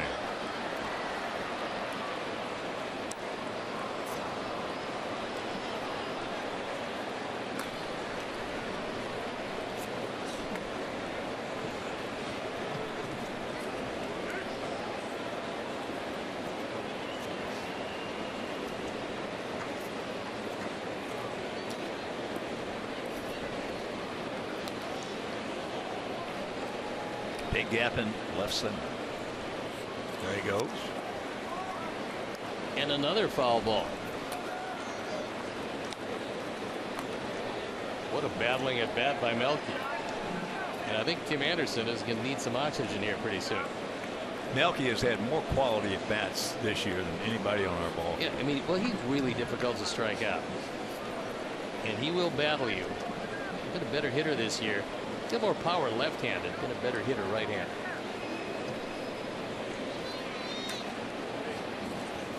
And what a good at bat. First 2 men aboard. Second walk issued by. And that's going to be the last pitch. Yeah, second walk. That he's going to throw. Brett Osmus comes out. That's going to be it for Matt Boyd. Well, it was just a matter of time. Yeah, I mean, he was very fortunate tonight. This could have been a huge offensive output against him. Instead, he'll turn it over to Alex Wilson. So as he walks out, so will we. We'll be back after these messages.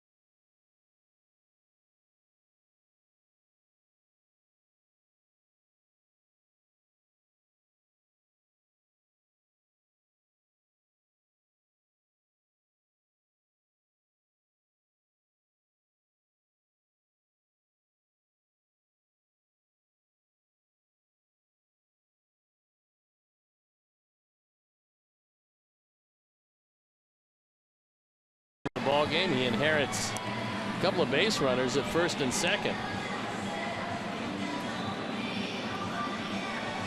He's on for the 49th time.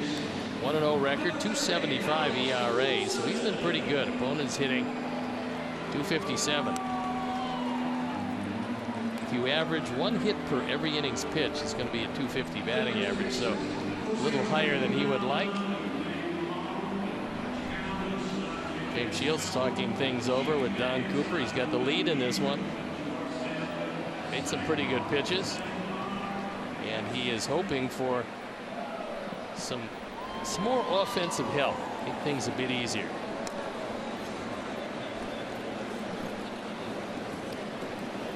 This guy's got a little Brian Shaw of Cleveland in him. Only his slider's not quite as good as Shaw's. Because that one's just off the plate, called a strike. Abreu has struck out and then singled sharply back through the middle. 2-7-1 for us, 1-4-0 for them.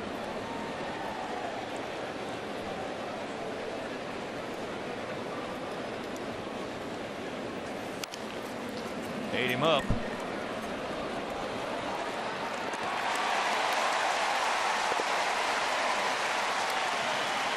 And Abreu showing a lot of emotion. Made a good pitch on him. Yeah, this pitch was way inside off the plate, and all he could do with it is bounce it to short. After that, Kinsler gets rid of it easily. So very frustrating ground ball to shortstop for Jose, and that's one of the reasons why is he swung at a pitch way inside off the plate. Yep. Pick him up, Don. Takes that one up high. Got 0 for 2, a fly to right, and he just missed one last inning. High towering drive into left field. Alex Wilson, born in Dhahran, Saudi Arabia. His dad Jim was a minor league ball player.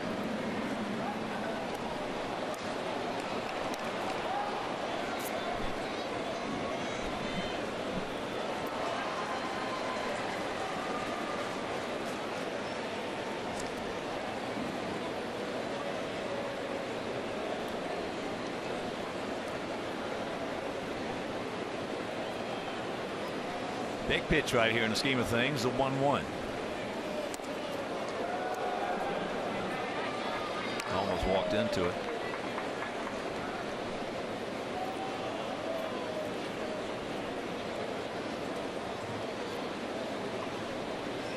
Wilson came over from Boston along with Yoenis Cespedes and the Rick Porcello deal. Porcello's having a great year with the Red Sox.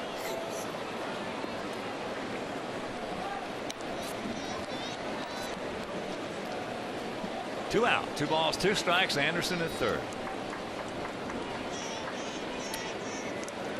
Boston 2 games back of Toronto. Josh Donaldson 3 home runs, now has 33. Getting it cranked up.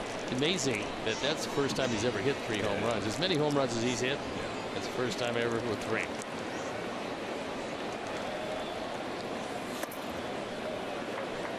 Count is full. Baltimore 3 games back. Yankees. This is almost unbelievable. Just 6.5 games. No, that is unbelievable. However, tonight Kansas City is leading them. It's early in the game. Heading into the bottom of the 2nd inning. Kansas City leading 3-0.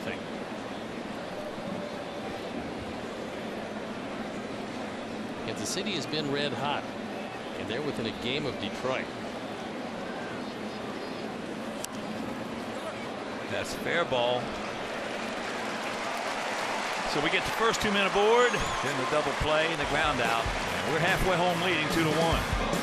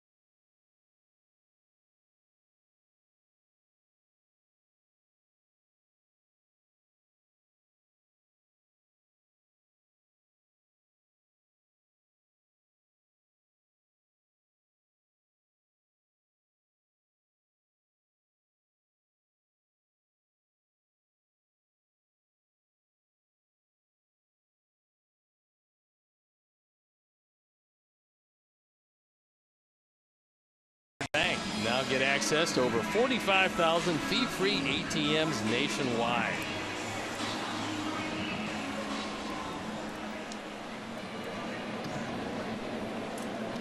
Ibar. Then back to the top of the order with Maben and Kinsler.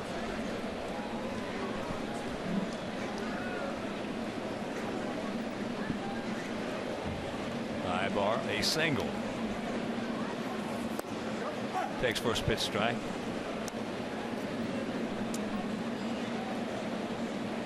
He has been a very underrated player for the most part, and only because there have been so many outstanding young shortstops come into baseball. He did a whole lot of things when he was the Angel shortstop, and they thought very highly of him. They should have. Yep. Good player. In fact, 2009 he hit .312. Drove in 58, which isn't bad. Yeah, but he was one of those guys that got the other kind of big base hits, especially late in the game. Leading off an inning, man on first and third. Well, Mike Scioscia used him also All over. for a guy that if you needed a suicide squeeze, he could get the bunt down. You want to hit and run, he would make contact. Yeah, he could do it all. That evens counted too. Also earlier in his career stole as many as 30 bases in a year. Yeah, he was also one of those guys as far as stealing bases. He didn't steal unless they were big bases. That's outside and a full count. We came into this season with a lifetime .276 batting average in a career that started in 2006 in the major leagues.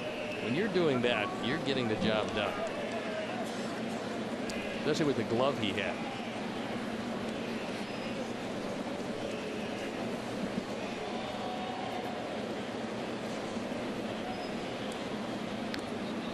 Now field for the most part straight up. Payoff.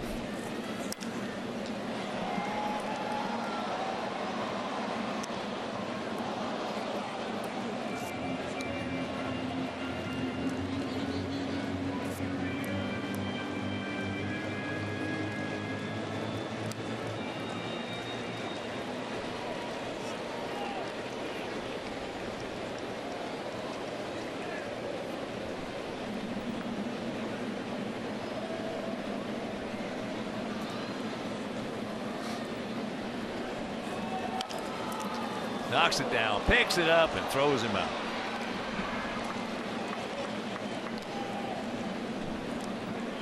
That had been a base hit.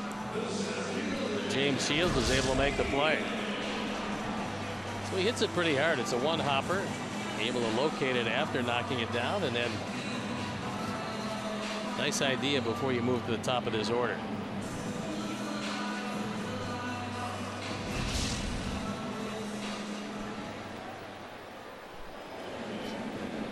Since May 16th, Cameron Maybin with a .444 on base percentage. That's second since that time in the American League. Hasn't been quite the same though. In fact, when he came back from the thumb injury, he actually for a game or two used a split grip because it was a left thumb, meaning it was the bottom hand on the bat. It was giving him all kinds of pain when he was swinging, so that split grip took all the pressure off the left thumb. That's a hard way to hit, even though they used to do it a lot in the old days. Not so much anymore. Ty Cobb. Yep. I would really love to have met that guy. He was the most, probably, and still is the most hated player the game has ever seen. Supposedly. Yeah. And a brilliant guy. A brilliant guy. You should have seen his penmanship. It was a friend of mine, Del Miller, who was Hall of Fame harness racer in Oakland, had a friend who was a friend of Ty Cobb's, and he got a copy. He sent Del a copy of a letter that Ty Cobb wrote to Charlie King Kong Kelly, who was a rookie at the time. Yeah. For the Yankees. 0-2. That's up high, and Charlie evidently broke his leg sliding or something. Back in those days, they just shot you in a horse. So he wrote he had taken a liking to this Charlie King Kong killer, wrote him a letter, and Dell gave me a copy of his copy. And Steve, you would have thought it was an English professor or a literature professor who penned this letter. The composition, the penmanship, couldn't be Ty Cobb, not with his brash and toughness and everything else.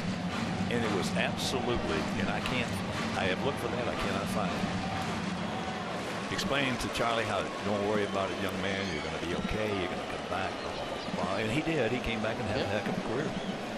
But Ty Cobb was something. He made a few bucks in the Coca-Cola plan, too.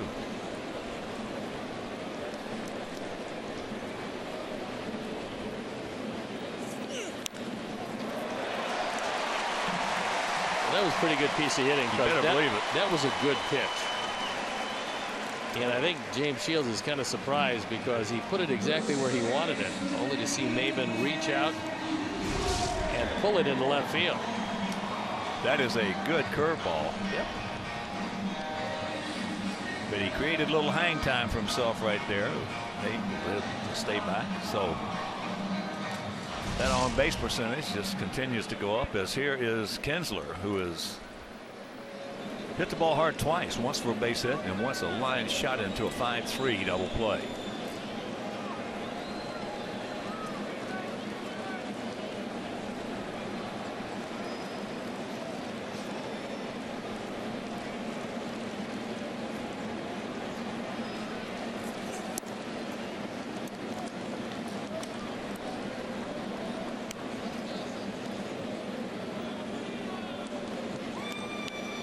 Outfield, they're deep, straight up, spread out, spaced about equidistant.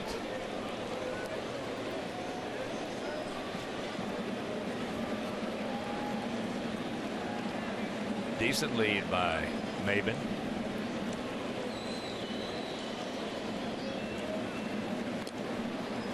That's not James Shields' best move. Last time Kinsler was up, it was a hit and run with Ibarg. And that pushed him to third base, where he scored on a sacrifice fly by Miguel Cabrera. That's the only Tiger run.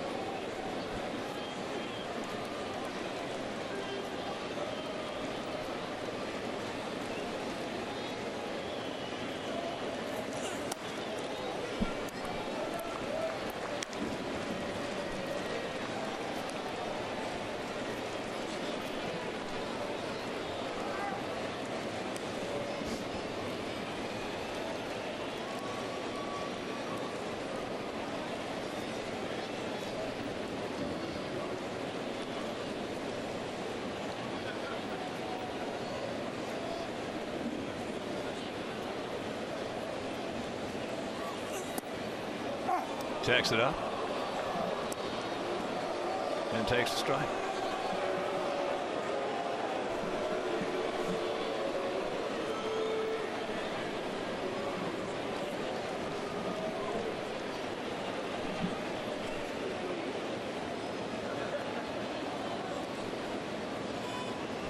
Was he a fan just testing out how far his head could swivel to each side?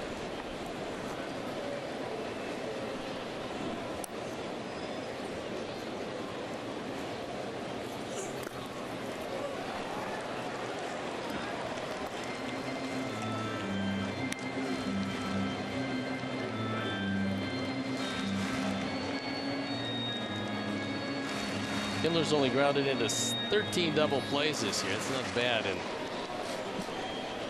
519 at bats. This is a good time to run with Maben.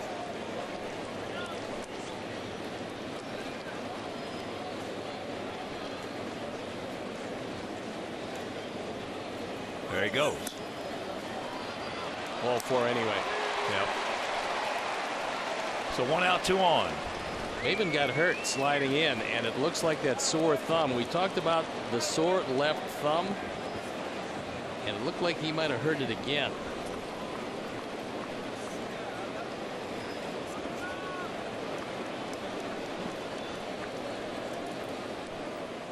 Well, if he did, there's a case right there where I've gone through this for years with players, coaches, managers.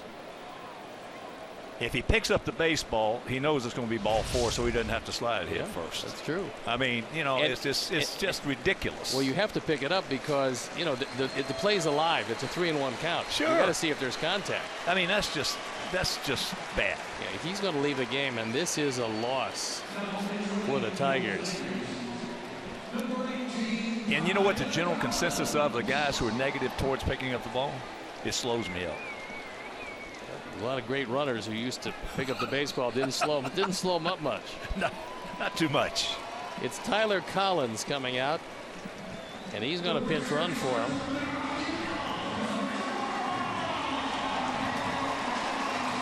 Then undoubtedly he'll take over in center field.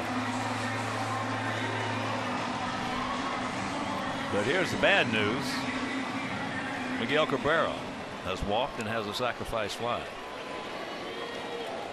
Yeah, that when somebody tells me it's just like a pitcher who said, "Well, I can't slide step, ruins my rhythm." A lot of guys will tell you that. Yeah, but it takes 2 steps away from the base stealer. Exactly. Boy, when they used to tell my former partner, God rest his soul, the Hall of Fame pitcher Don Drysdale, that he would absolutely explode.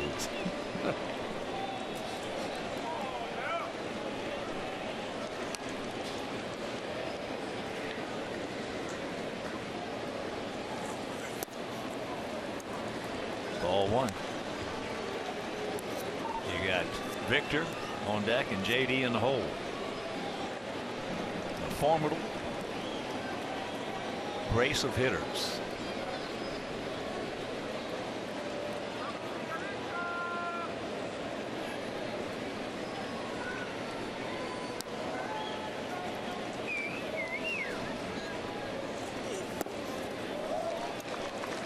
Now James has got big trouble. 2-0. They could really use a ground ball because Cabrera's grounded into 20 double plays this year. That's tops on the ball club by a wide margin. Yeah, here's where you and I wish he had a Cuban fork ball. That would look good. Hit the top of it. Yeah.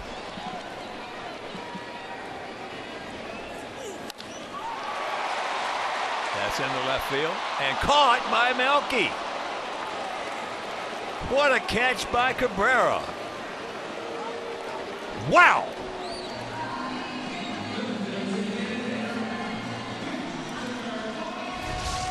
A sinking line drive, and Melky going to his left. Measures it, makes the play, and then takes a look. He wants to see if Collins was going to go. And Miguel Cabrera to Melky Cabrera. Not real happy with the outcome of that, but not out of the woods yet.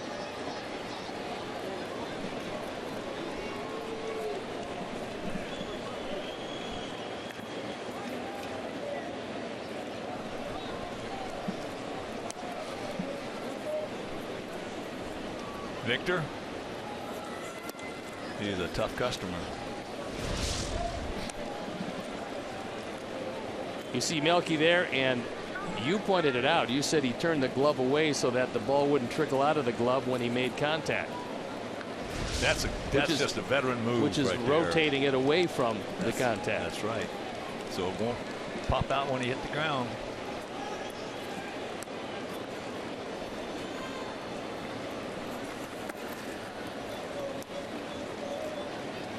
Well, Victor came in hitting .332 lifetime against our Sox. And he's 1 for 2 tonight. He has been one tough out, whether he was wearing that Cleveland Indian uniform or that Detroit Tiger uniform. One of Jim Thome, one of his best buddies right here, and one of the best teammates Thome said he ever had.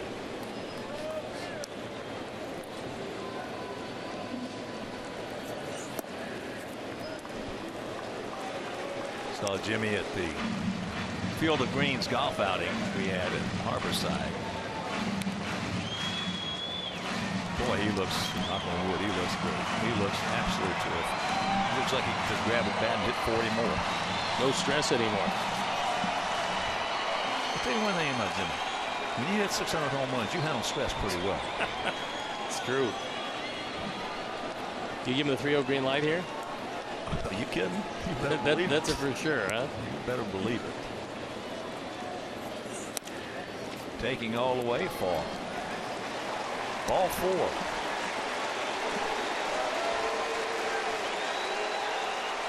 The Xfinity Fundamentals deck is above left field at U.S. Cellular Field. It's accessible from the 100, 300, and 500 levels.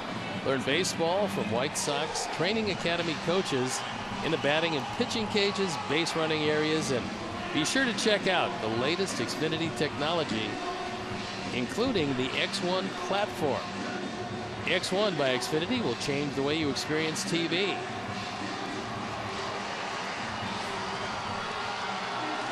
So they break up the conference on the mound, and it'll be the very dangerous J.D. Martinez looking out at James Shields, and no place to put him. The bases full of Tigers.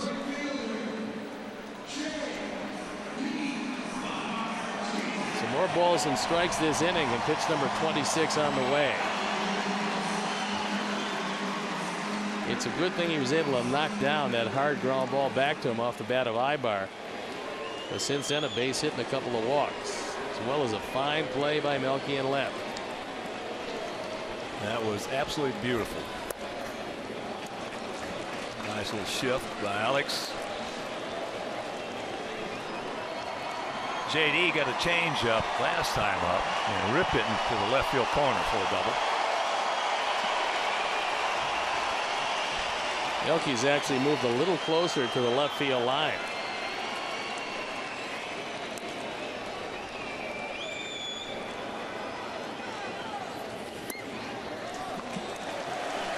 Boy, you're talking about a blue plate special. 2-0, bases loaded.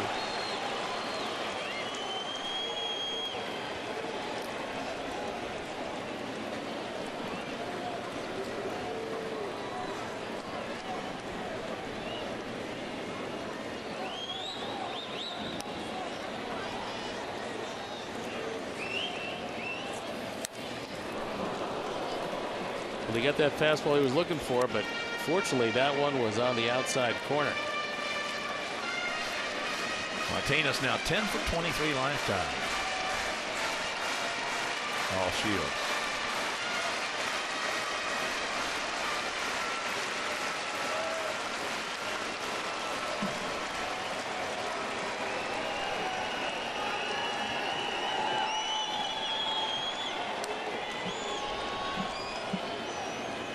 One pitch.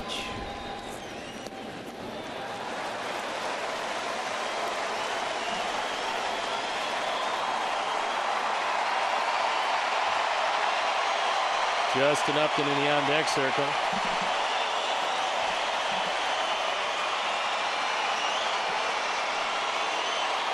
Two out. And right here, the biggest pitch so far in this ball game.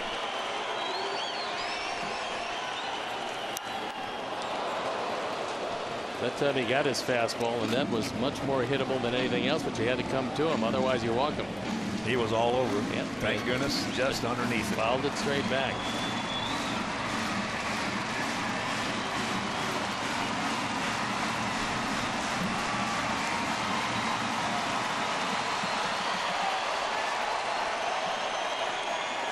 Full count.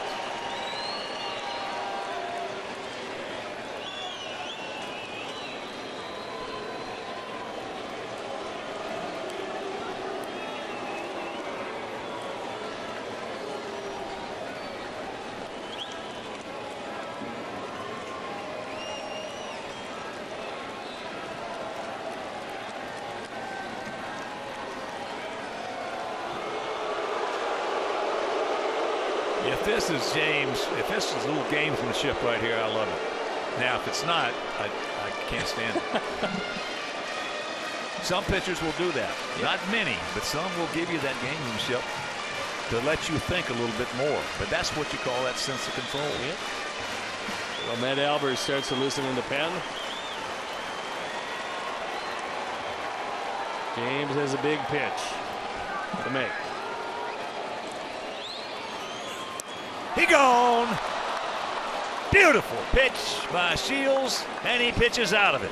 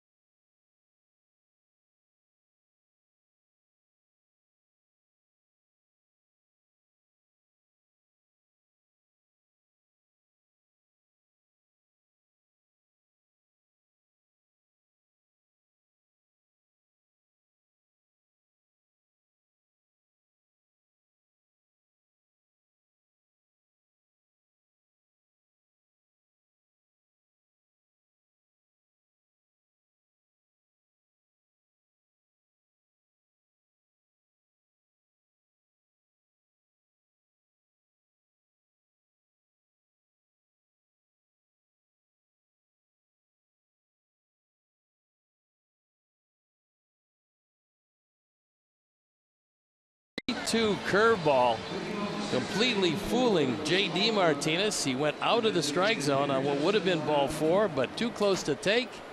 And James Shields pitches way out of a bases loaded situation, keeps the game at 2-1.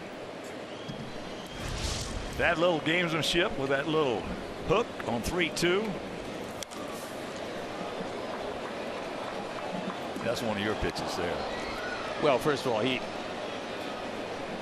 realized he was facing a guy that's had really good luck against him, and odds of getting him out consistently by throwing it in the strike zone weren't good.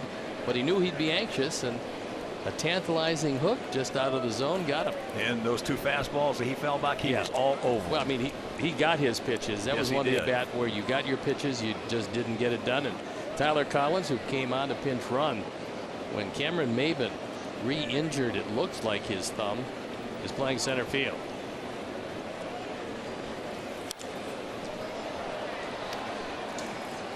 Justin 0 for 2, but he has scored a run.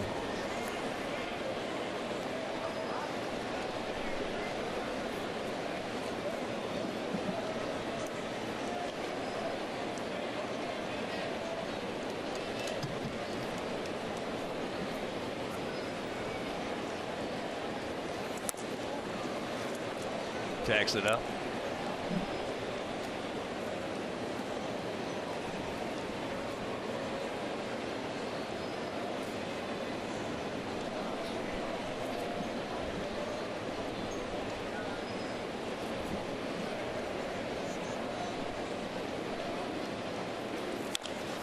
There's a backup. Good play. Good recognition right there by Cabrera. Sox fans, join us as our Sox take on the Cleveland Indians on Thursday, September 15th at 1:10. First 10,000 fans will receive a free Jose Abreu t-shirt presented by the Village of Bedford Park. Bring your business home to Bedford Park and win big. Purchase tickets today at whitesox.com or call 866 Sox Game.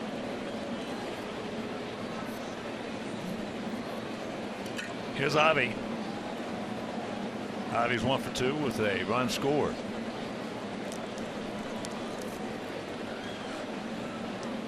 Slight gap out there in left center.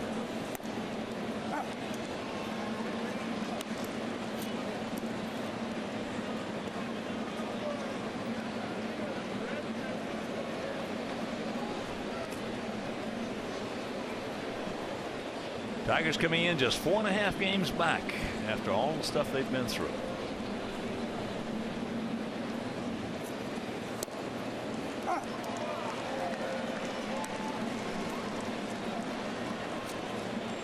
Well, losing Jordan Zimmerman's a big loss for them because they got him very high-priced free agent, and he came over with a duly earned reputation of being a pretty tough competitor, and a guy you know that you're going to fit at the top end of your starting rotation. Well, I'll tell you what, all things considered, as he gets him 2 down, all things considered, with everything that's going on over here, Salavila's done a hell of a job. Well, he hasn't this year. He hasn't done a great deal with them, but he's done enough to keep them competitive. And you know, that's what I'm saying. You always play. You always play the game. What would you say if I told you? So, if you're a Tiger executive or a Tiger fan, and someone told you by the end of August you'd have 3 rookies in your starting rotation, where would you be? If you answered in second place, still contending for not only the division but a wild card, you'd have to consider yourself really lucky. Well, and pretty good talent evaluation to have 3 rookies in that starting rotation in September and only 4.5 back. Well, those were deals that were engineers and made by not only Alavila, but Dave Dombrowski was the leader at that point. He was the GM and the president of this team. And, you know, he got 3 good guys for trading away a whole lot of today for a bit of tomorrow. Tomorrow came early for the Tigers.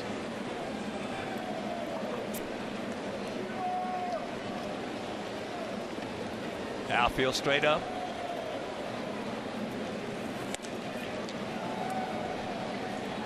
Yeah, if you got 3 rookies on your starting rotation coming to September, just 4.5 games back, where every game in September is going to be meaningful, you've done a pretty good job. Well, there's 2 of them. Norris on the left, Fulmer on the right.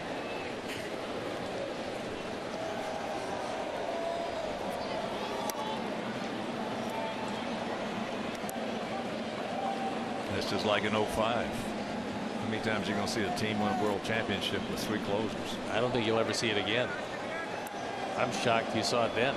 Shingo Takatsu, Dustin Hermanson, and then a general manager and a manager who got stones enough to bring a rookie in and make him a closer, the 3rd one, Bobby Jinks.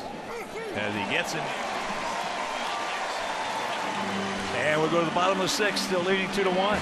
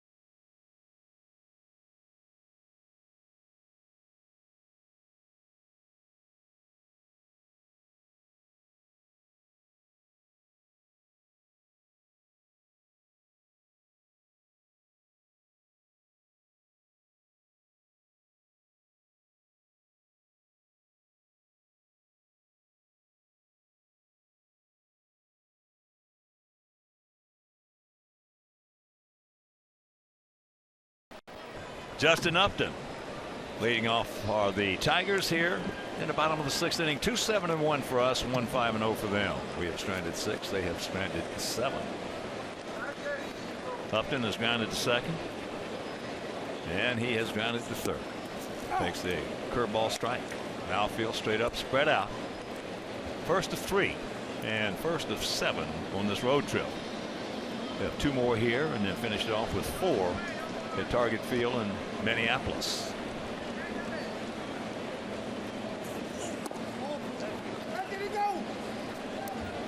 And the Minnesotans are living proof of what can happen if you lose your closer and can't really fill in that hole. Now, obviously, they've had a lot of other problems, but they lost 10 straight games heading into the game tonight. They're currently scoreless with the Indians at the top of the 8th in Cleveland. 10 straight losses. Losing Glenn Perkins was, for them, just the start of just a horrible year. Well, I don't care how good your starters are. I don't care how good your offense is. If you don't have the bullpen and a closer, you're going to lose. And they've tried a couple guys in that role and it hasn't worked out for anybody. Buxton got hurt. Sano struggling. So some of the young players didn't come through. Well, much more. That ball hit hard. Probably not going to get that one. And this game is tied at 2. That's just a line shot.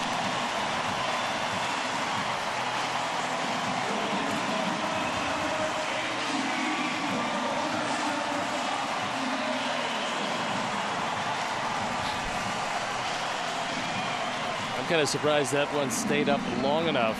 It was a sinking line drive that hit the daylights out of. 18th home run of the year. Well, when you put a swing on it like that and you're as strong as he is, it's going to stay in the air for a while. It was right there. Line drive rocket out of the park. And Upton drives almost 58. Well, he's tremendously strong. As we talked about earlier, he hadn't even come close to scratching the surface on his upside.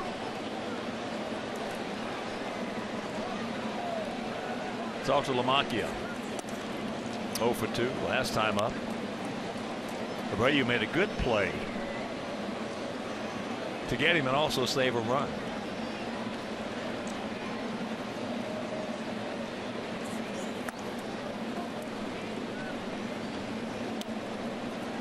Well, there have been an awful lot of teams. Who, in recent years, have been more productive and had better results than people in the past had. Now, if you want to go in the past, years past, and by that I'm talking about making starters and turning them into closers. You go back, you got Dennis Eckersley, who won 20 games as a starter.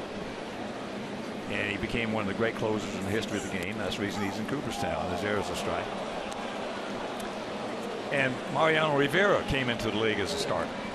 John Smoltz, starter, closer, back again. Yeah.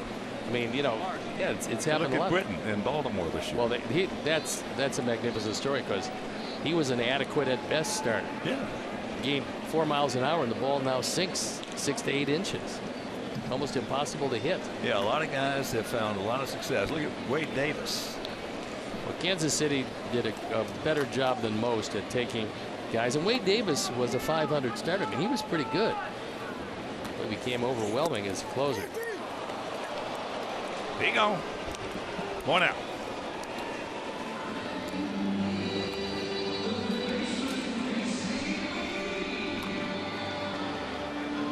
.93 pitches for James Shields, who did a whale of a job getting out of the 5th inning,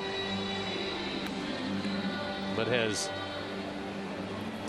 given up the lead here in the 6th on a line drive rocket off the bat of Upton. And here's Casey. McGee has gone out deep, just missing one, and also struck out. Takes the curveball strike. Good pitch to hit right there and couldn't pull the trigger. But it was the first pitch. Pretty good numbers so far at 5 1/3, 6 hits, just 2 earned runs and 3 walks and 5 strikeouts. And pitching out of a lot of jams, making some good pitches when he's had to.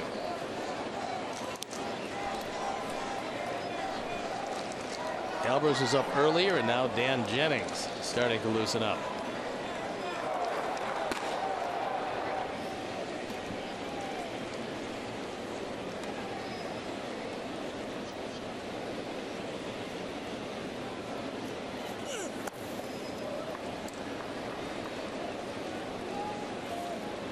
It was the other Wilson, one who came from the Yankees, Justin Wilson. Justin Wilson of the Wilsons who've had good success against us. He's a good pitcher. He got a good arm. Wow.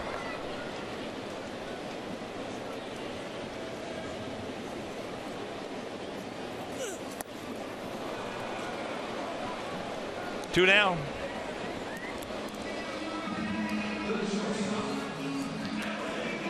Celebrate the Bulls Sox Academy's 15th year anniversary with a free open house on Saturday, September 24th from 11 to 2 in Lisle.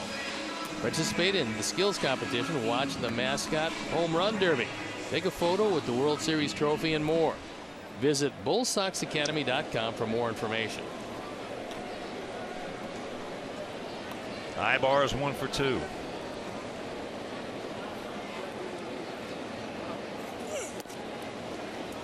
Last time up, hit a hard one hopper off the body of Shields, who knocked it down, picked it up, and threw him out. First time up, leading off the 30 single.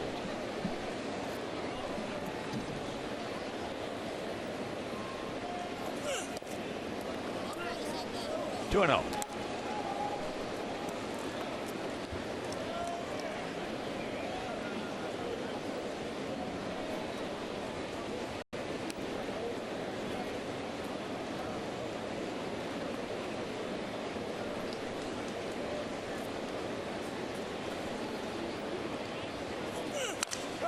Out and around it.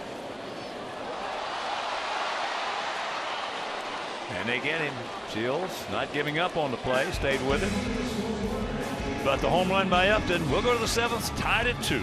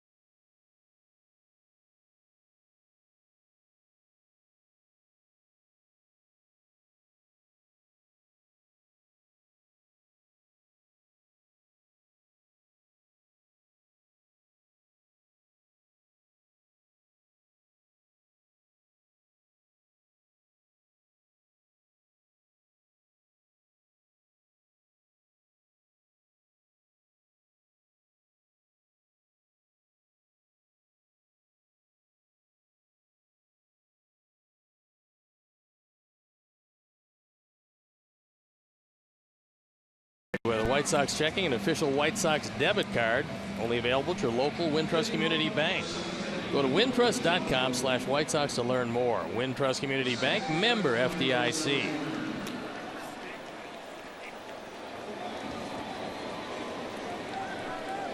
Top of the 7th inning, it'll be Saladino. Then back to the top of the order with Adam Eaton and Tim Anderson. Tyler, 1 for 2, but it was a biggie. It was a 2-out, bases loaded single, knocking in our 2 runs.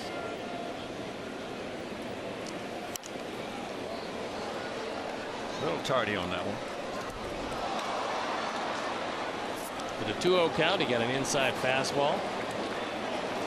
Got Boyd, the starter. Left this ball game earlier than he would have liked, but he'll get no decision tonight.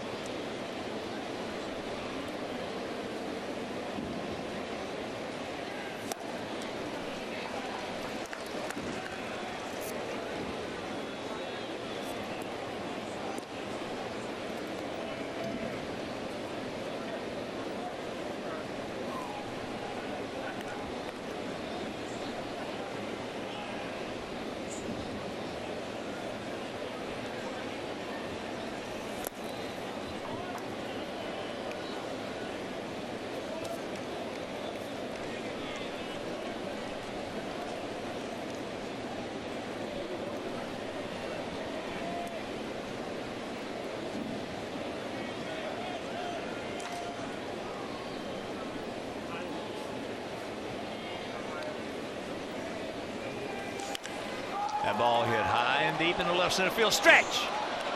They go back. They look up. You can put it on the board. Yes. Long home run by Tyler Saladino. His 8th. And it's a 3-2 Sox lead. He's driven in all the runs tonight. Tyler Saladino crushes one to left center field. This is one of the deeper left center fields in all of baseball, and he gets a fastball. It's up and on the inner portion, puts a charge into it, and takes it into the bullpen. Adam fouls that one away, and of course with that home run by Tyler, the Alex Nellius family. Now the generous donation to White Sox charities in loving memory of Ursel. It was great to see Alex yesterday at the ballpark with his family. What a guy. Love you, buddy. 21 to count.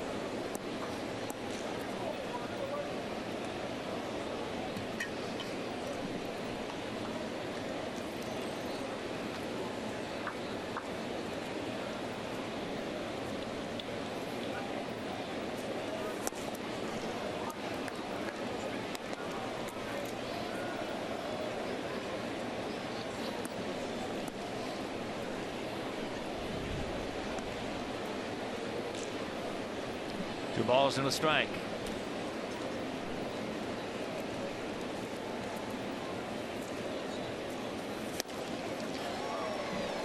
That's our 131st home run of the season. Tigers have 171.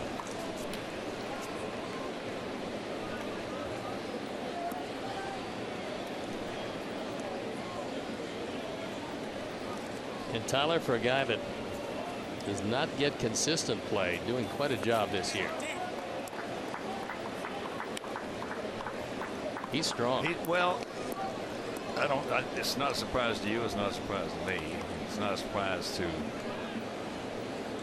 manager and the coaching staff. They all love this guy. Yeah. Good player. And can play anywhere. Yeah, he's a major league player. I think I mentioned earlier, Robin has known about Tyler even before Tyler signed to play professional baseball. From Palomar? A good friend of his was a coach, and he said, he told Robin, he said, you got to keep your eye on this kid. This kid's going to be in the big leagues. I talked a long time to him about Palomar and the fact that as a 2-year school, you could actually sign right out of there. But he decided to go to Oral Roberts, and he's working on his degree now. He says when it's over for him, he wants to be a coach, and he wants to go back to Palomar because he wants to deal with the young kids. Foul ball. That was a stereo foul ball.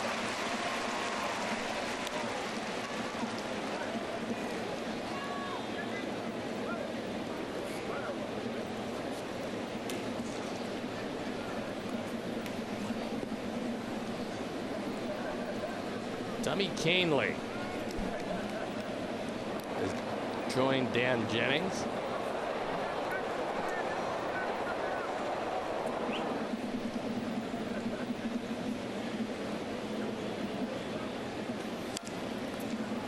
Pops him up right side. Miguel. 2 down. For the Tigers in their half of the 7th will be the top of the order. Collins, Kinsler, Cabrera. So we'll see what they want to do with James Shields, who has really pitched his behind off tonight. He got into a couple of very big jams. He got into one in the first inning. Got out of it, striking out J.D. Martinez. And an equally big jam, maybe even bigger, in the 5th inning. It was, well, striking out J.D. Martinez. How about the one in the 3rd inning? Yep, gave up his 1 run, the first run in that 3rd inning. Yeah, he did himself proud tonight against a pretty good hitting ball club. Well, yeah, especially, I mean, these guys up and down the order can put the bat on the ball, and they can hit it a long way.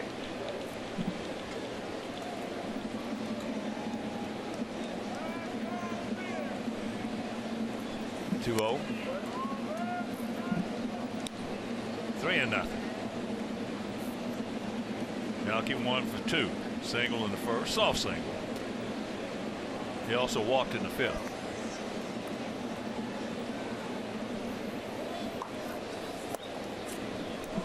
And there's ball 4.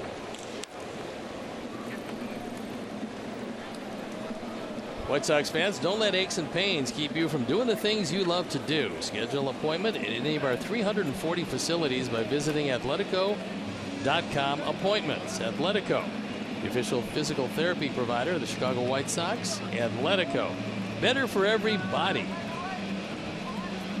So Ausmus is out. He is made to call to the pen. Wilson will depart, and we'll be back.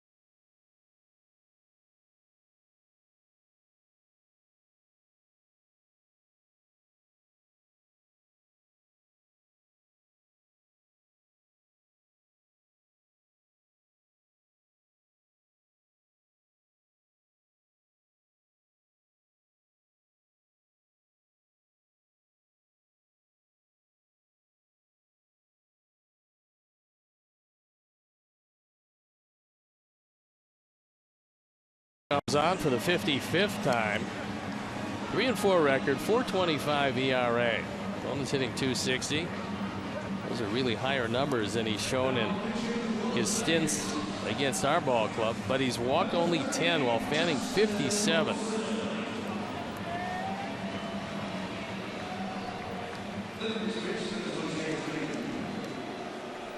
Cameron Maben, a left thumb contusion.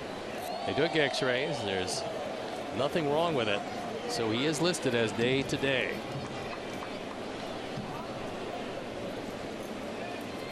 Yeah, sliding into first base, not picking up when you're going to second. The ball, those are two would have become,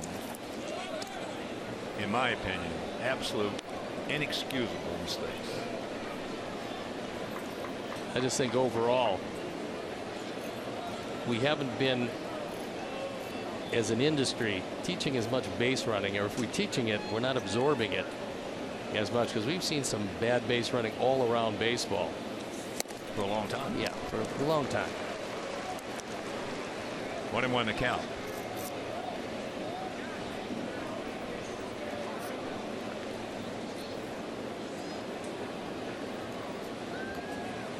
And don't get Steve wrong here. We made a lot of mistakes in our time frame too, running the bases, but not to the degree that they're being made today. Especially getting doubled off on a line drive. Now that one especially jumping, diving into first base head first. That one we see a lot. You see a lot of doubled up little flares or line drives. And of course the biggest offense today in base running to me is not checking the outfielders.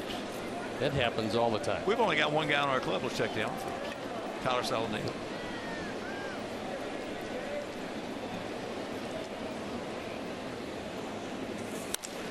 Attaboy.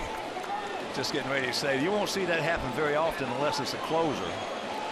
And now they're going to hold Melky at third on the double by Abreu. But unless it's a closer, you won't see a manager make a change to Abreu and move from a right-hander to a left-hander.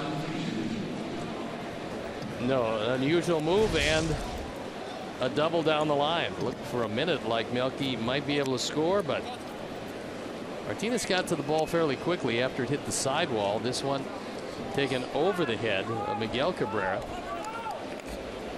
And Melky taking a look up at Joe McEwing, who decided there was no way that he could even risk having him score. Yeah, unless it's a guy like Zach Britton from Baltimore, where Showalter would make that move to Abreu. But he might not have to, because Britton would probably just start the inning. Yeah, he wouldn't have had a couple of guys on anyway. No. He did, however, give up his first run just a couple of days ago since April. I mean, so that shows maybe he's weakening. Well, that's vulgar. Boy, I'll tell you, what a closer he has become. Well, in that category, that's the story of the season.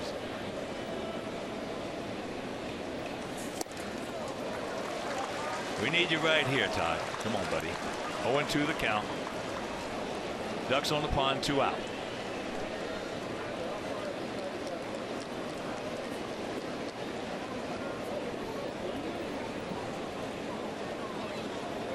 It's 0 for 3. Just missed one back in the fourth.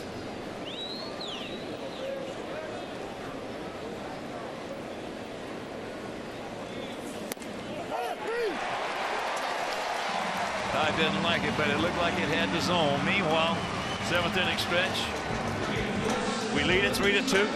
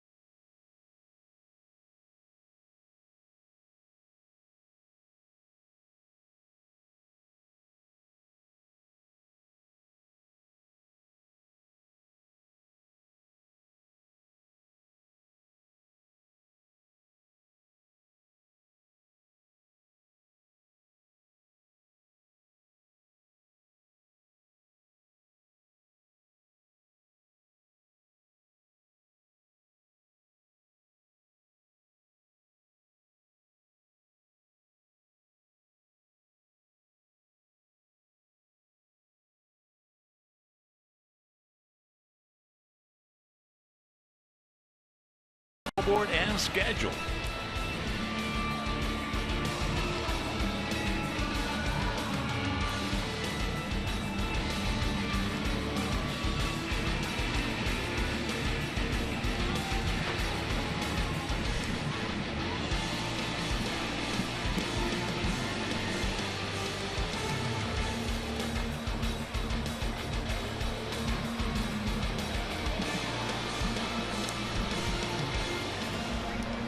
What a night by James Shields. He's got the lead, but he had to pitch out of some tough jams. Fastball by Casey McGee. They had a good hook with the bases loaded in a 3-2 count. And so he'll give way to Dan Jennings. Jennings will come in with a 1-run lead. And he'll be facing the top of the order. That was a hard-working night. It was. James Shields. It was that. And that's something he's used to. That exhibition we saw tonight by Shields had a lot of like Jack McDowell in it. been struggling. All of a sudden you go out there against a good hitting ball club, one of the best in the major leagues, and you get to the 7th inning, it's a 2-2 ball game. Well, they're second in our league, only behind Boston. So this team can hit. And Tyler Collins with his first at bat. He came on when Maben left with the thumb injury. Maben was 1 for 2. And the count 0-2 to Collins. And for you youngsters out there, like Jack McDonald was a former White Sox right-hander who was just about as competitive as anybody you ever want to see out on that bump.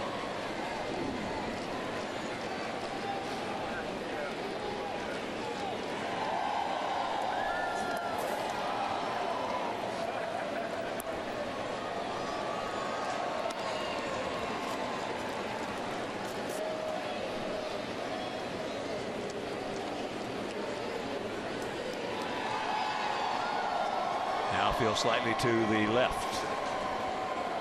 And there is a gap in left center. Melky over towards the line.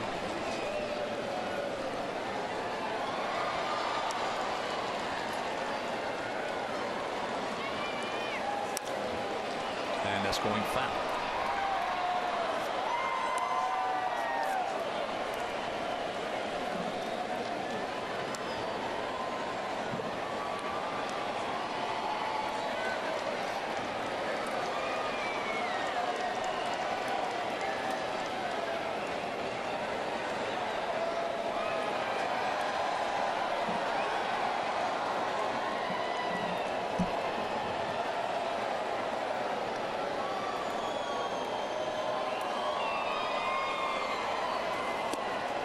There you go.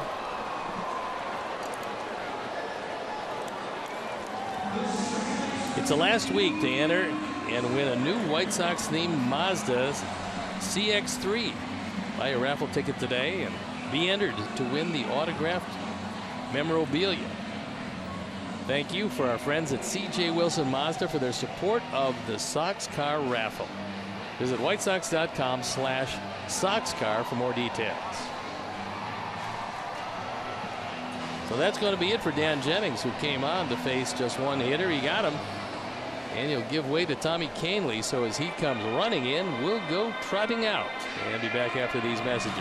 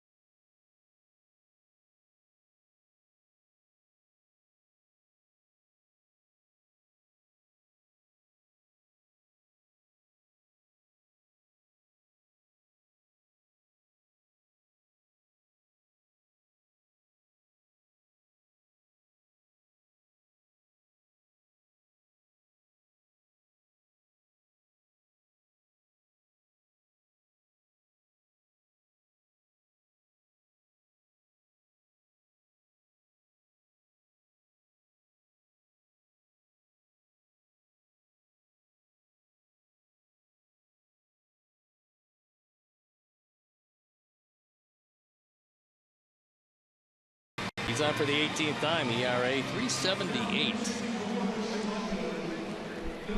And he's going to face a couple of real tough customers.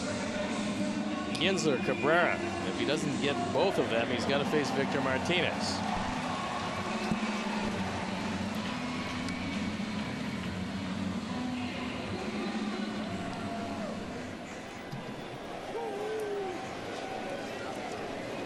Kinsler hit the ball hard twice and walked once. He's 1 for 2. hardest he hit the ball was line shot to Frazier, who doubled up Maben at first.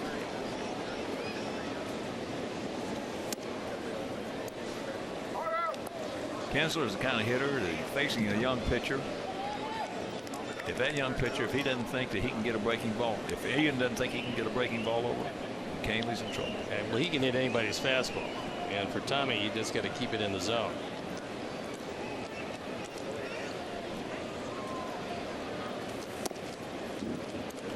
It's one of their best base stealers. Kinsler doesn't steal quite as often as he used to, but 13 out of 17 is pretty good, and he's ahead in the count 2-0.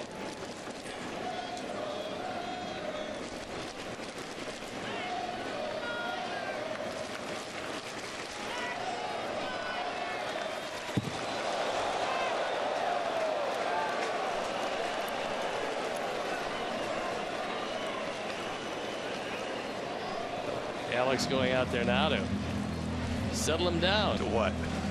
To tell him I'm not that tall. Can you get it down a little bit? Yeah, Chris Beck is loosening in the pen, and he's loosening quickly. 3 runs, 9 hits, 1 error for our guys. 2 runs, 6 hits, no errors for their guys. We have stranded 8. They have stranded 7.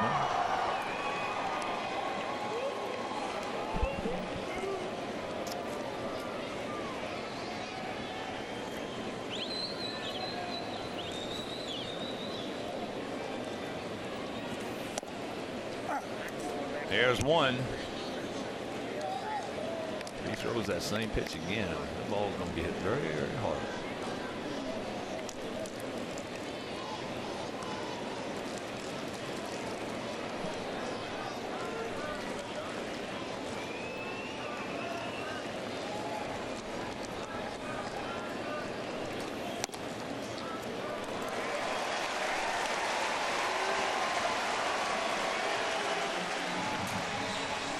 And that'll bring up Cabrera. On our Xfinity Speed replay, it's a fine play in the 5th inning by Melky Cabrera. Sinking line drive. He cuts across, makes the catch, and makes sure that the runners do not advance. That helped James Shields get out of the inning. Well, that was the play of the game.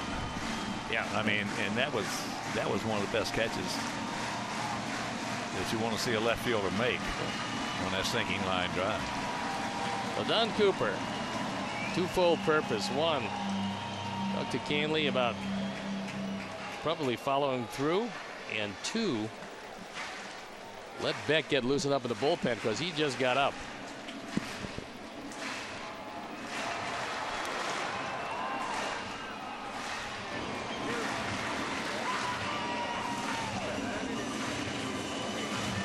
Here is Cabrera, a walk, a sacrifice fly, and then he was robbed with 2 men on and 1 out on that brilliant catch. That stunning catch by Cabrera.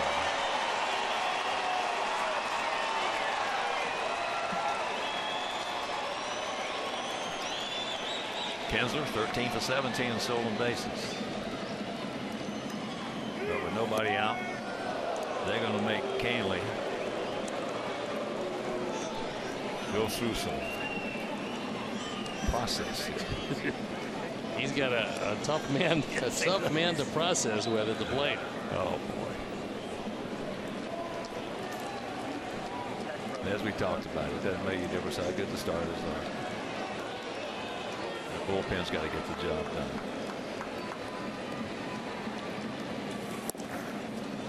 Also, if you're just tuning in, I mentioned the difference in culture of the game today, which you already know.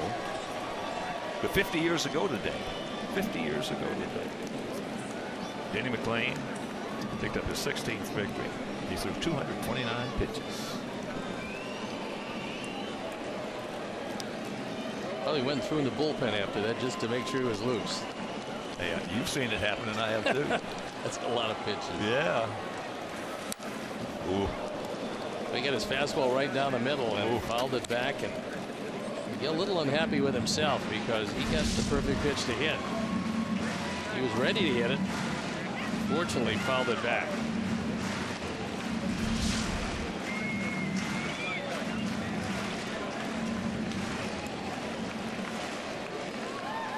because he can't run very well if you can just induce the ground ball.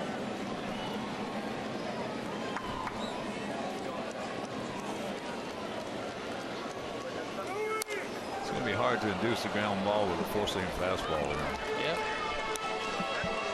Well, maybe he'll get on top of it. Fouled that one back. Well, he can get himself out on the four-seams.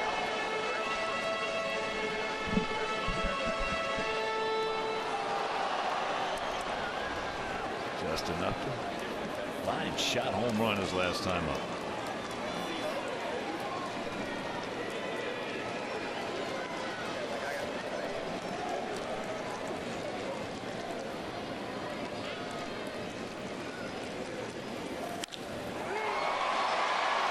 High in left center field. Melky making the calls, got the ball. And he got away with a mistake right there.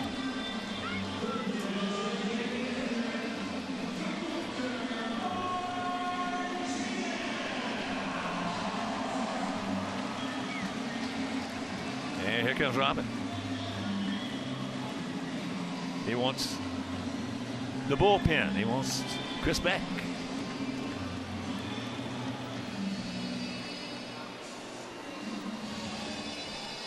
All right, so Canely is gone. Beck comes on. And we'll be back.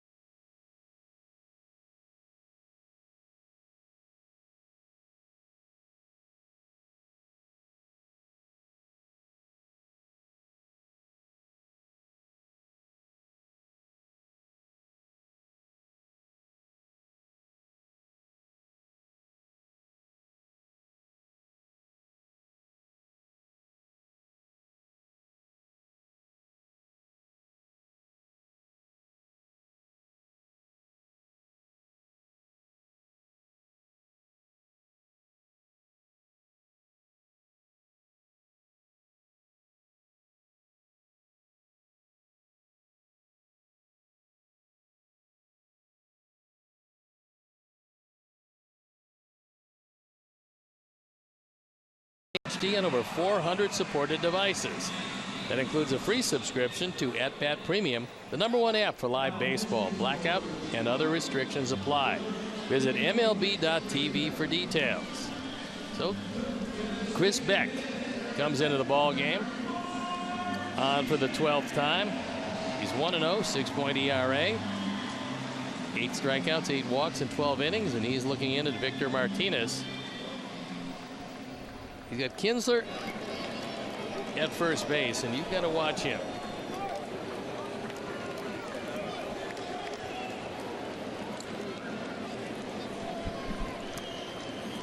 The shift on with Saladino way out there in short right field. Frazier at the normal shortstop position.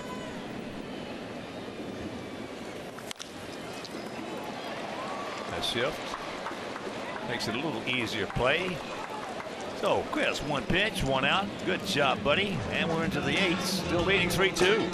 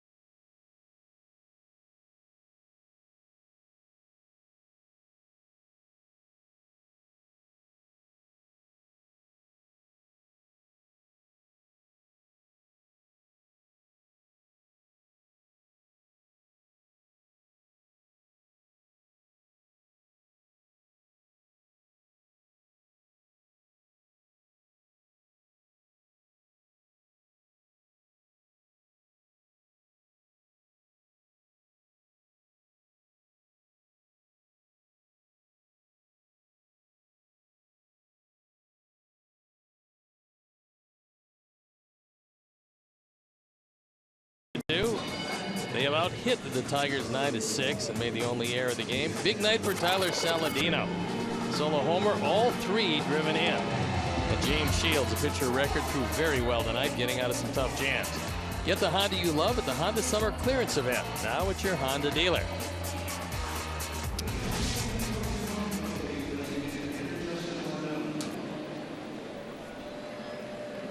So here is Morneau. 0 for 3 with a run scored. Jacks it up. He did not go. Says Ted Barry. Outfielder deep, straight up, slightly to the left. Barrow back and well off the line at first. 27,201 tonight for a Monday night, but it has been just a gorgeous day here in Detroit. And a nice rivalry between these two clubs exists.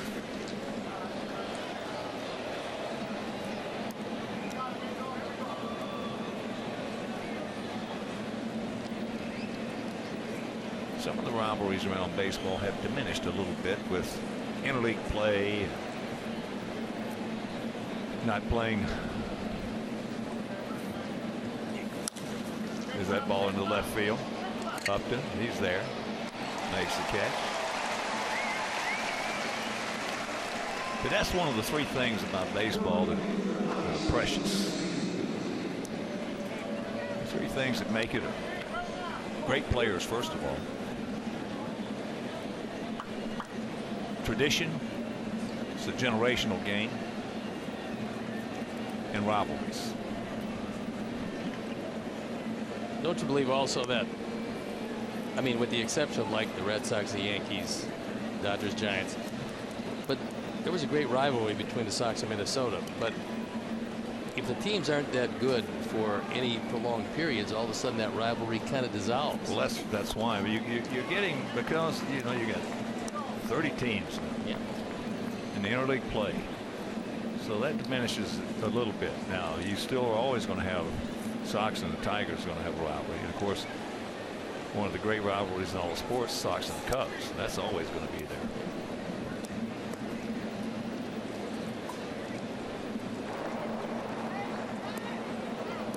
Cubs and Cardinals are always going to have a great rivalry. Yeah, that's one not going to diminish anytime soon. No.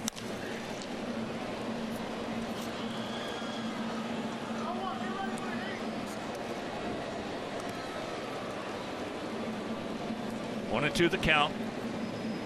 Harvey is 1 for 3 with a run scored.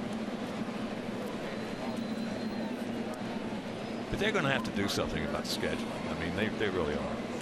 This is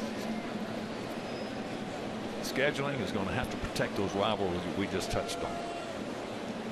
And for us to have a situation like we had this year, not last year, it was the way it should have been last year. That's out number 2. But the year before and the year before. Well, last year was, I mean, it was our turn to play the National League Central, so we had 3 and 3 instead of this year. And next year be the same thing. Next year when we play the West, this year when we play the East, it's only 2 and 2. And there's one team then in the East you go 2 and 2. This year it's Philadelphia and the Cubs. But they went 4 in a row. Monday night, Tuesday night, Wednesday night, Thursday. That is ridiculous. I mean, that is total. We did it the year before and the year before. Monday night, Tuesday night, Wednesday night, us playing our arch rivals. Not playing. That's what I'm saying. They're going to have to do something with the scheduling to protect those rivalries. Even if you don't have to play a team 18 or 19 times, you might have to cut it down to 17 just to protect those rivalries. And then to have what happened to us this year, have one off day in April, and in essence only having one off day or 2 off days in a month and a half. No, that's going to kill your bullpen. Yeah, that was the first time that I've ever seen that, and it really puts an inordinate amount of strain on the guys that are down there. You can't have enough guys down there. You can't, because first of all, the starters coming out from spring training aren't going to be going that long. They're normal 5 or 6. They're going to be 1 inning short. Now that puts an extra load on your bullpen.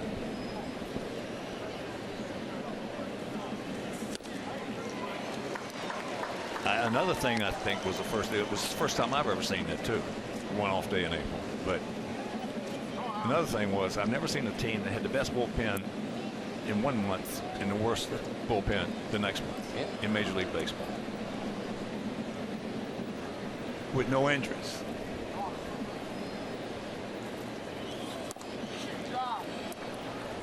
Three and one.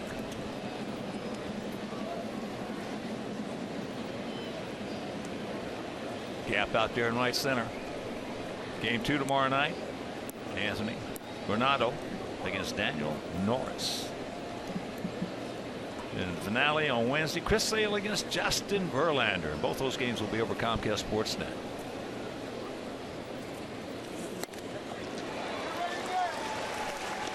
Full count.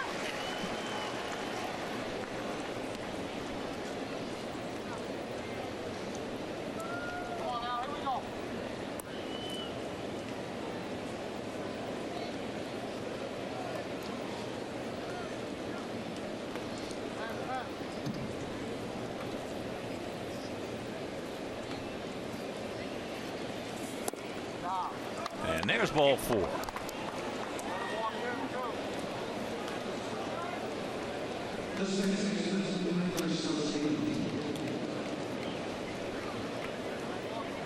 So that'll bring up Tyler Saladino. And here's what he did in a 2-2 tie. Last inning. As Steve mentioned at the time, you hit it out there and you have gotten most of it. Yeah, he hit it into big man land.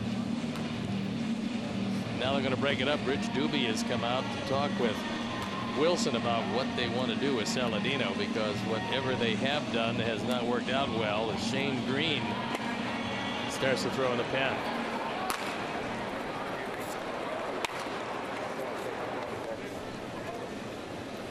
And besides that home run to put us on top 3-2, he also had a two-run single, bases loaded, 2 out back in the 4th inning.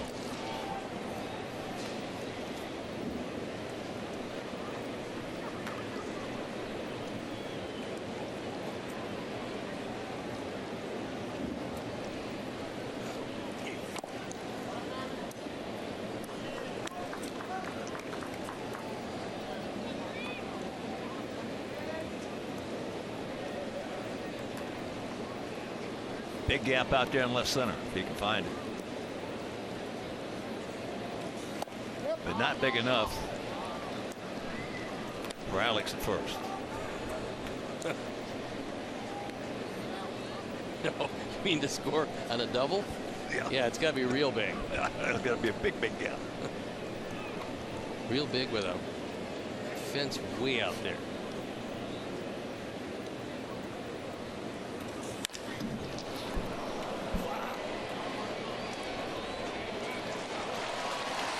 And that'll retire the side. We'll go to the bottom of the 8th with a 1-run lead.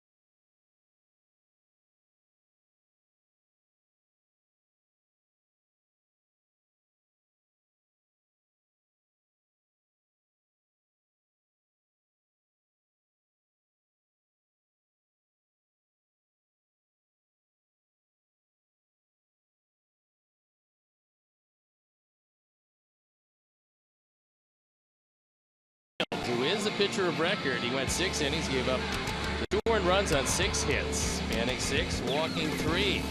Pitching out of some tough jams. Ref hands around the official Italian beef of the Chicago White Sox at one of the 19 Bona locations. And we get new pitcher in the game. Yeah. Nate Jones comes on. Well, it took 3 to get through the 7th, and it's going to be Jones and Robertson trying to get through the 8th and the 9th. You're going to start with this guy who is dangerous.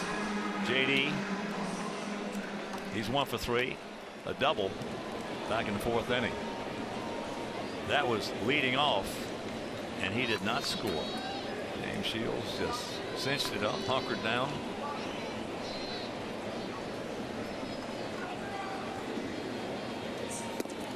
And Chicago, being one of the greatest, if not the greatest golf city in the world, have a tremendous amount of Sox fans who love golf as well.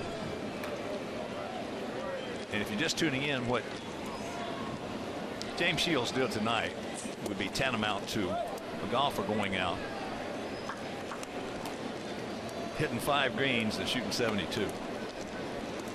That was a workmanlike job. Yeah, he did. He got it up and down from everywhere. Well, he also made some really big pitches when he had to make them. Well, that's like making a good 8-footer for par. It is. He did quite a job.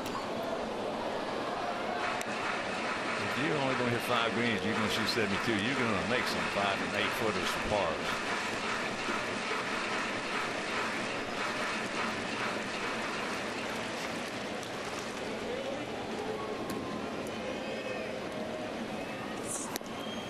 That's up high.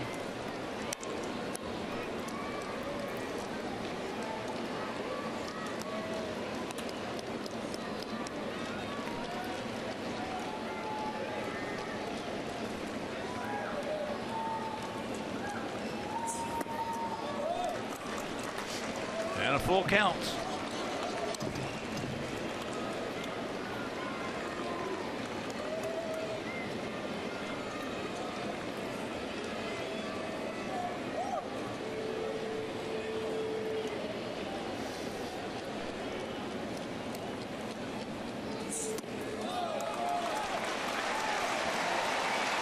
The dreaded leadoff walk.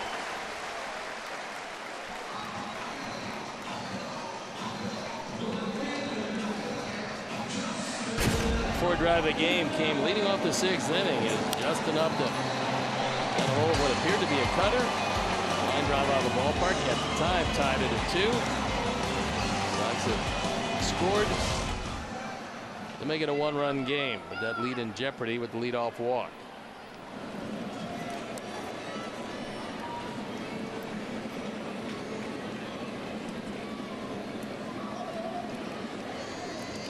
Had him eating straight up and very deep in center field. Checks it up, and the count 0-1.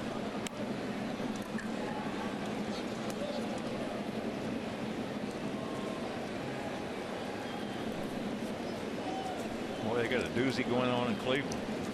They're battling all right. Bottom of the 10th, no score. But the Tribe got 2 on and nobody out. They find a way. They got that TW. And a count 0-2.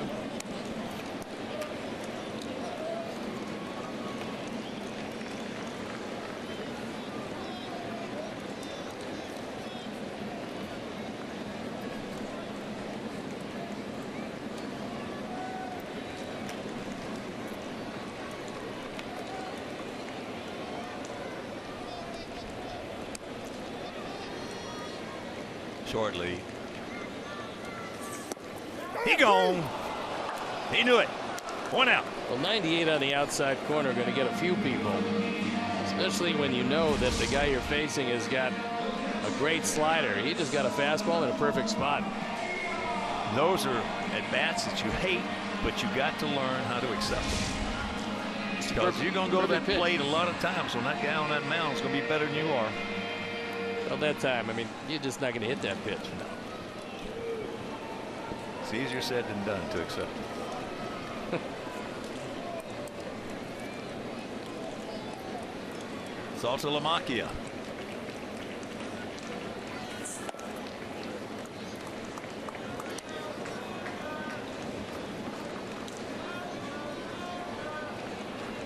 David Robertson starts to throw in the pen.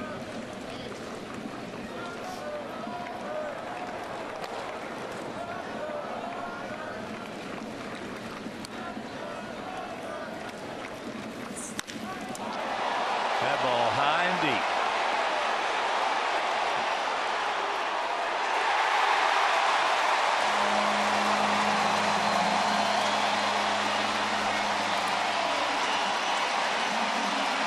It is 4-2 Tigers.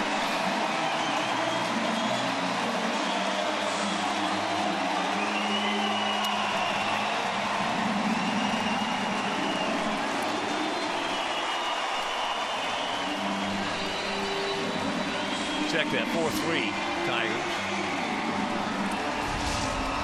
A towering fly ball, and Saltalamacchia, who is very strong, he was pretty sure he got it. And that one just made it out, but made it out by enough. Tough play at third base. The throw to first, and he cuts down McGee. Well,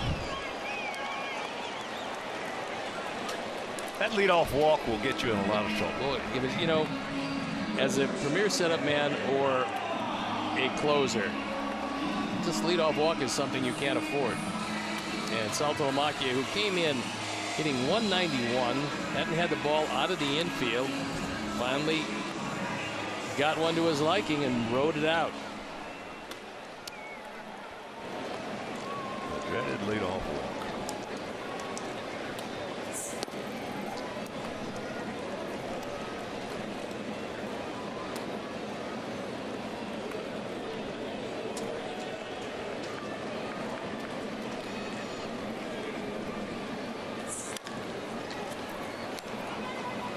But the leadoff walk gets him in a lot of trouble. The two-run homer, and they lead it 4-3.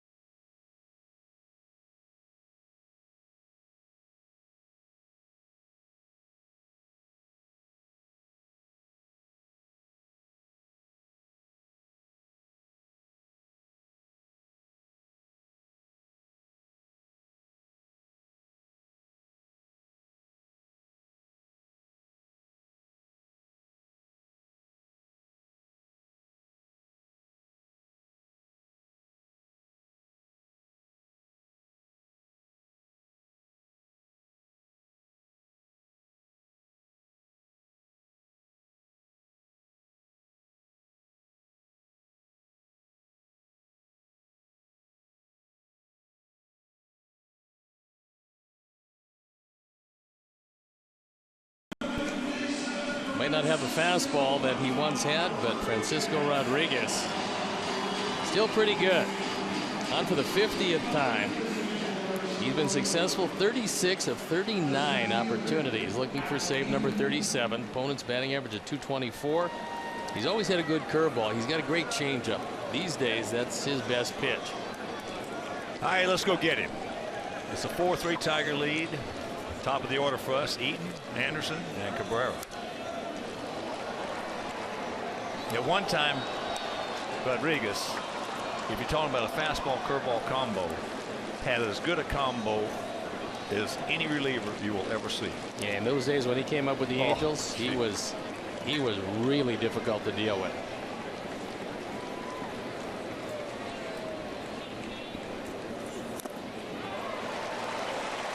That's a straight change, and that's really what he's added. He always had a straight change, but the curveball was his pitch. I mean, you'd see curve after curve. You're talking about a lifetime ERA of 2.70, 422 saves. Those are some big numbers. And he's pitched without a big fastball for a lot of years now. And that was a quick pitch.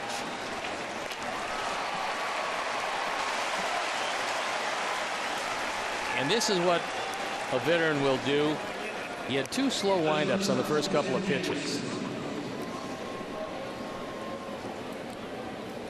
And then, watch this.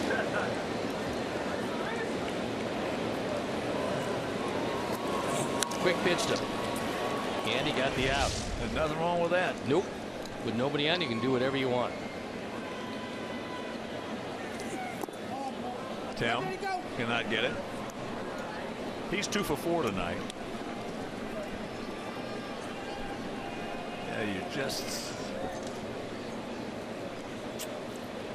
can't walk leadoff guys. Leadoff guys, when you walk them, they score 38% of the time. That's pretty amazing because it seems like more, but it's still 38% late in the ball game. Pretty devastating.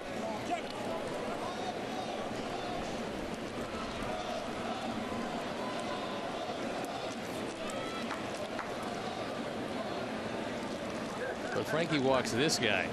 Could turn into some trouble as Matt Albers. Just in case.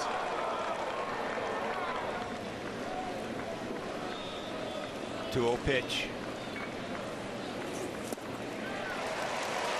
That's a changeup, and he's got enough confidence to use that any count. Well, if he does, he's going to continue to get the job done. Yeah.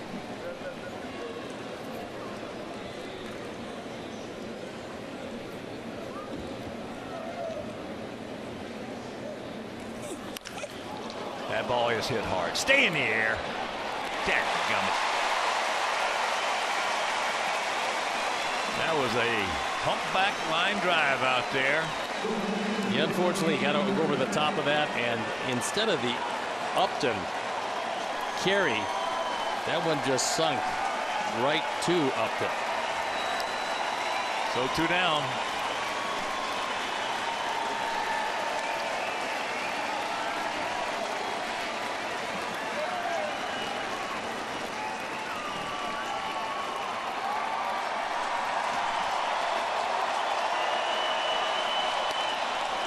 Now if he takes a strike.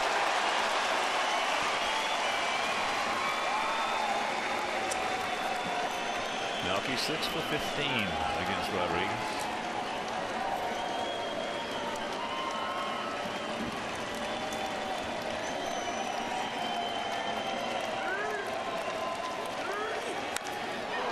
High, deep, stretch.